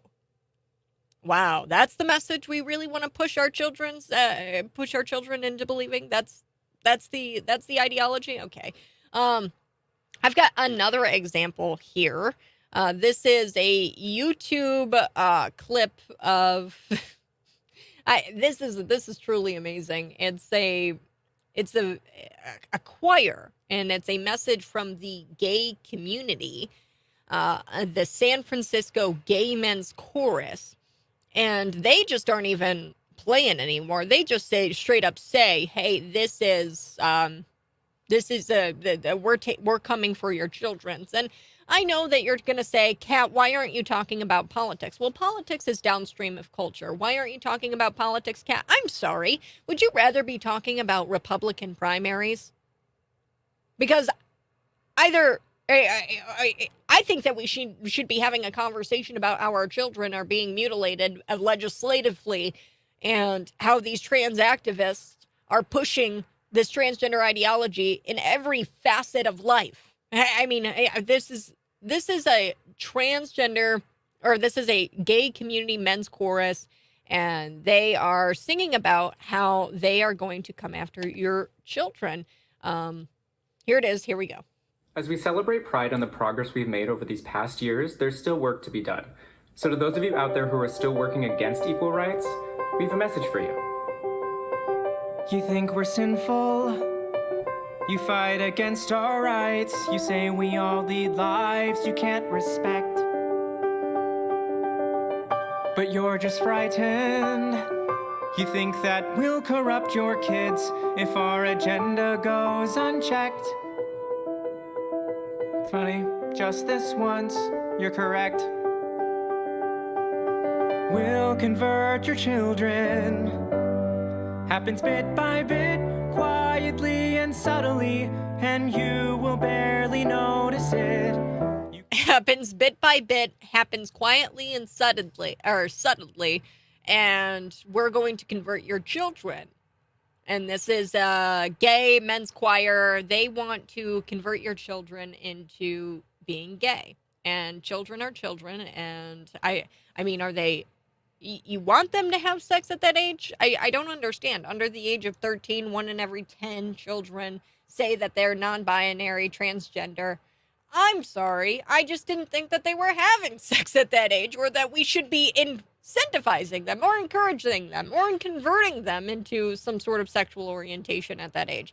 309-451-9299. Coming up, I'm going to finish my story about MrBeast, and then we're going to talk about Chicago, the carnage that happened over the weekend.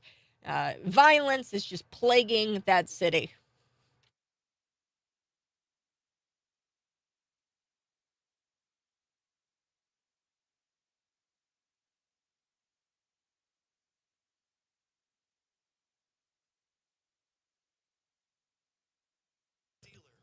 Good morning. Good morning. I like this comment. Yes, so worried about my grandkids going forward with all of this baloney. I won't say it here, but I am on YouTube. You guys can like, subscribe. Be sure to like and subscribe. It helps with algorithms, helps us get the message out there. Yeah, so I just played for you cartoons pushing this kind of transgender ideology onto children. So when you're busy cooking away for kids, they are indoctrinating them via the TV. That's bottom line. Like, that's all I can say. And Disney has been doing this for quite some time. It shouldn't shock you. It doesn't shock me anymore. This is the kind of targeting that's going on. And if you aren't aware of what's going on, then you've got to make yourself aware. And question, do you guys find yourself being less tolerant? You know, I used to be the one that would say, oh, I don't really care what you do in the bedroom. It's not my business. I find myself being less and less tolerant of this kind of behavior because we are letting reality, we're conceding the ground of reality. They are coming after reality, and we're saying, okay, you can do this if it's for adults. And then what happens is they come in even further and further, and it's a slippery slope, as I like to call it. I'm going to be getting into Chris Tyson, how he said that hormone replacement therapy saved my and many other lives. But I have the receipts, folks. There's multiple studies out there suggesting that post-operation hormone therapies, when you give those to specifically children, it results in suicide. The suicide rate is ridiculous post-transition. It's very, very high. There's a Swedish study that shows that. And this whole transition or suicide, they'll tell you as a parent, if your kid is queer questioning, gender questioning, you take your kid in, they'll say, if you don't transition little Jimmy into a little girl, then you are going to have, would you rather have a dead son or a living daughter? That's what they'll say.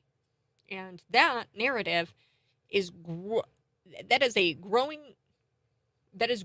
very concerning to many experts. Experts are saying that is concerning because suicide is complex, and there's a study out there showing that post-transition there's high suicide rates there. High suicide rates. So sex change interventions cannot reasonably be called life-saving. What are your thoughts? 309-451-9299. Be sure to text in. All of these problems started with Obama. Yes. I love it. Daryl. Yes. Yeah. No, 100% Obama he was the one who kind of pushed forward the identity politics. But like I said, the slippery slope, right? Where did it really start? I think it's when we decided to give up the moral ground and saying that life doesn't matter. The sanctity of human life doesn't matter. And that happened in the 1970s when we decided that abortion was going to be A-okay. Of course, right? When you don't value human life like you used to, these things just start to snowball. And I think that it all started in the 1970s, maybe even earlier than that, right? These people tried to push that there's no value in the human life. And that's why you see the mass shootings, and Donald Trump came out and said that this was this violence, and we're going to get into this too. I want to examine the weekend here of CARNAGE in Chicago. But Donald Trump came out and said, this is cultural, this is spiritual, this is a mental health problem. This is not a gun problem.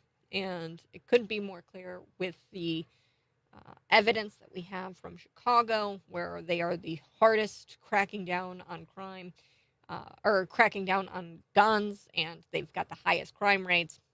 Also, isn't that funny? So just recently, the Illinois Supreme Court justices said that they weren't going to recuse themselves. That's Mary O'Brien and Elizabeth Rockford. I think I'm saying her name right.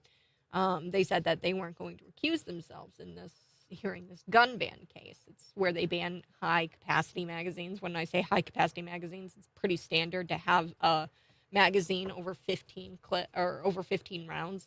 A clip with 15 rounds in it. That's pretty standard. And they said they wouldn't want to recuse themselves because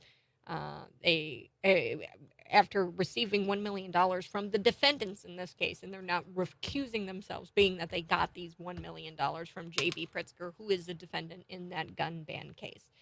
I'm going to be back here in just a little bit.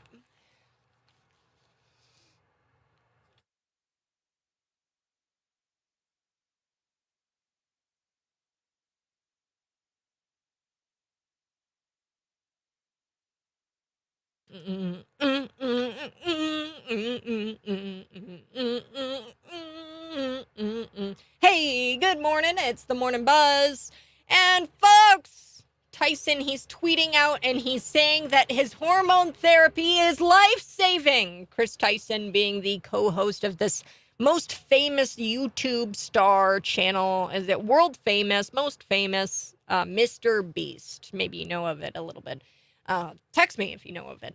So he's got 144 million subscribers and 19.4 Twitter followers. So big guy. If you don't know who MrBeast is, big with children, because children watch his program. It's a popular children's YouTuber. His name's MrBeast, and now the co-host of that program. is coming out as female. He was a loving husband, father, and now he says that he's a transgender woman. He says that he's been taking hormones for 2 months, and he says that the treatment is life-saving. Quote, here on the Morning Buzz. I've got my receipts here. I'll share it with you here on YouTube Live and on Facebook. You can see me in the studio, and you can see where I'm getting my information from. This is the direct tweet. Informed consent HRT. HRT is hormone replacement therapy, or I think that's the acronym. Saved my and many others' lives. The hurdles, GNC people. I don't know what that acronym is. I think it's gender dysphoria people have to jump through to get life-saving, gender-affirming health care in a first-world country is wild to me. Just let people make informed decisions about their own bodies. This is what Chris Tyson said on Twitter. Then he also called Viagra and hair transplants gender-affirming care. What? Tyson says that he's struggled with gender dysphoria for years, and that becoming a father somehow prompted him into getting a medical sex change. So MrBeast, he is a famous world famous YouTuber, and he is showing his support for Tyson's transition by messaging him back on Twitter and saying, got you. I want to debunk what he is saying here, Chris Tyson. He's saying that his gender replacement therapy and his hormone therapy is, quote, life-saving. This is perpetuating the transition or suicide narrative that a growing number of experts say is concerning. So what people will tell you if you go in with your queer questioning daughter or son, they will say, would you rather have a living son or a dead daughter if your daughter wants to transition to being a boy? That's what they'll tell you.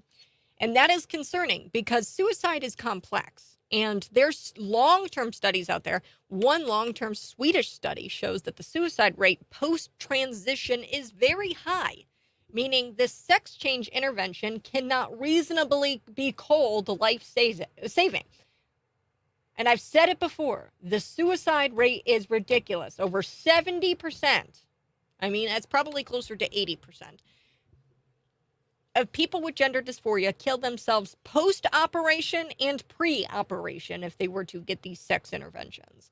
So on March 28th, Tyson tweeted saying that his wife, Katie, and he had been separated for over a year. And I want to point this out. This is a social contagion. This is why people are coming out and saying that they are gender dysphoria or whatever. There is evidence to suggest that this is part of a social contagion and that this could be a factor in this dramatic shift where we have 1 in 10 children under the age of 13 coming out as non-binary or transgender. Trans activists have accused this doctor back in 2018 where she outlined this theory of being transphobic. Her name is Lisa Littman. And they forced the journal to retract the study, but recently she republished it with some minor changes to it. And she found in this paper that over 60% of female participants in her study came out as transgender after one or more friends announced their trans identity. So your friends come out as trans, you're going to come out as trans. Cultural factors such as media messaging play an enormous role in social contagions in the global epidemic of bulimia back in the 1980s and 1990s. We saw this. Princess Diana, she had a very public struggle with this illness, and that resulted in a spike with teenage girls and young women suffering from bulimia. So MrBeast, he's being very pro-transition for Chris Tyson, and I don't think that's being a good friend. You can be a good friend and you can support your friend in saying that, hey, maybe you shouldn't do this. 10 years down the road, are you going to regret this? I do want to take a break, and when we come back, we're going to talk about Brandon Johnson, the violence in the streets, and the bodies are piling up in Chicago. Brandon Johnson making excuses for the violence. So I'll be back here, and you guys can check me out on YouTube and on Facebook Live. Be a part of the show and comment, text in. 309-451-9299. It's Tuesday, and it's going to be a gorgeous day today. It's actually going to be a nice one. That's next.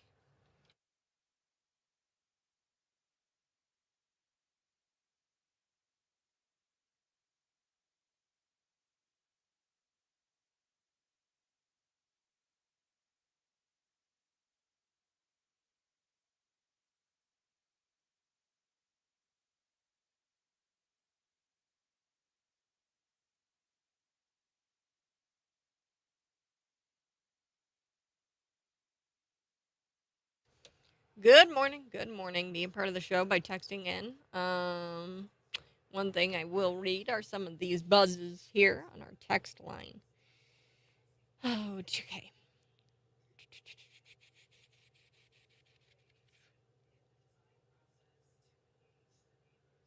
Okay, here we go.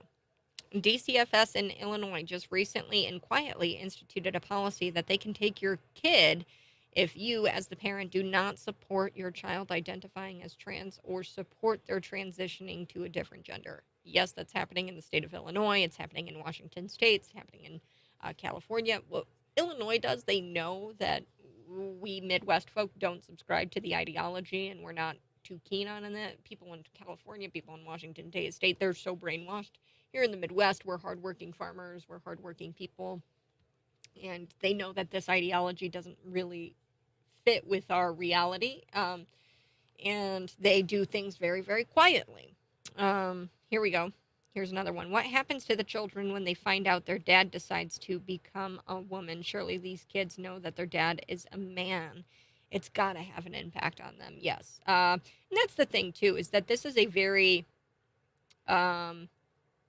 this is a very selfish thing that people with gender dysphoria are doing, in that they don't realize what kind of effects transitioning will have on their families and on their children and on other people. And there's this almost narcissism to the whole trans ideology.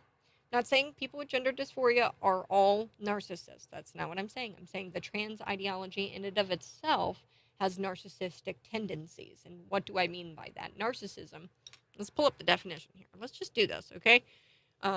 Because people are going to say I'm a bigot, and I'm not. There is a clear definition here, and I'm just going to Google it here. Narcissism. Let's just do narcissist, right? Narcissistic personality disorder is a mental health condition in which people have unreasonably high sense of their own importance.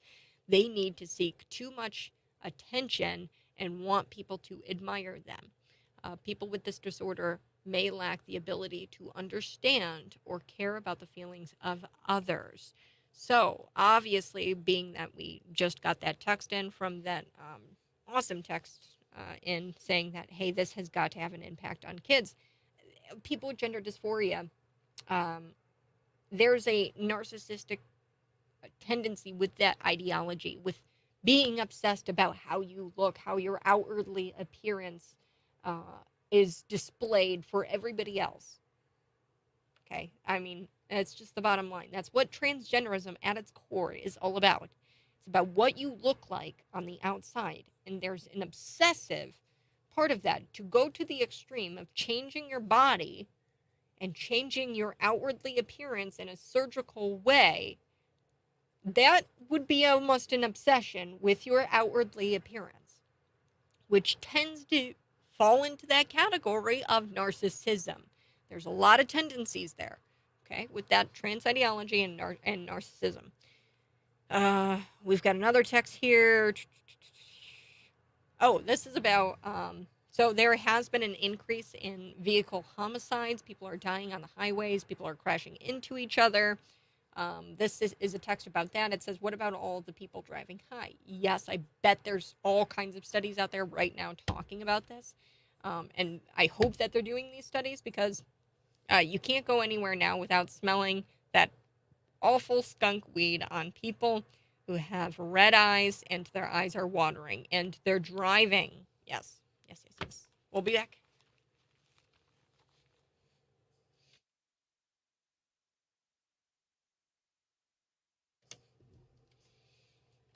Good morning. Hey, this is the Morning Buzz. You can text in at 309-451-9299. Now, I do want to play this one more time. This is Mayor Pete, and he says that there's more deaths on the highway. And instead of saying, hey, maybe it's because of illegalization of weed, maybe it's because we're not policing the highways like we used to, and we're not pulling people over when they break the law on the highway, he says it's all about racism. We've got a crisis when it comes to roadway fatalities in America. We lose about 40,000 people every year. It's a level that's comparable to gun violence. And we see a lot of racial disparities. Black and brown Americans, tribal citizens, and rural residents much more likely to lose their lives, whether it's in a car or as a pedestrian being hit by a car.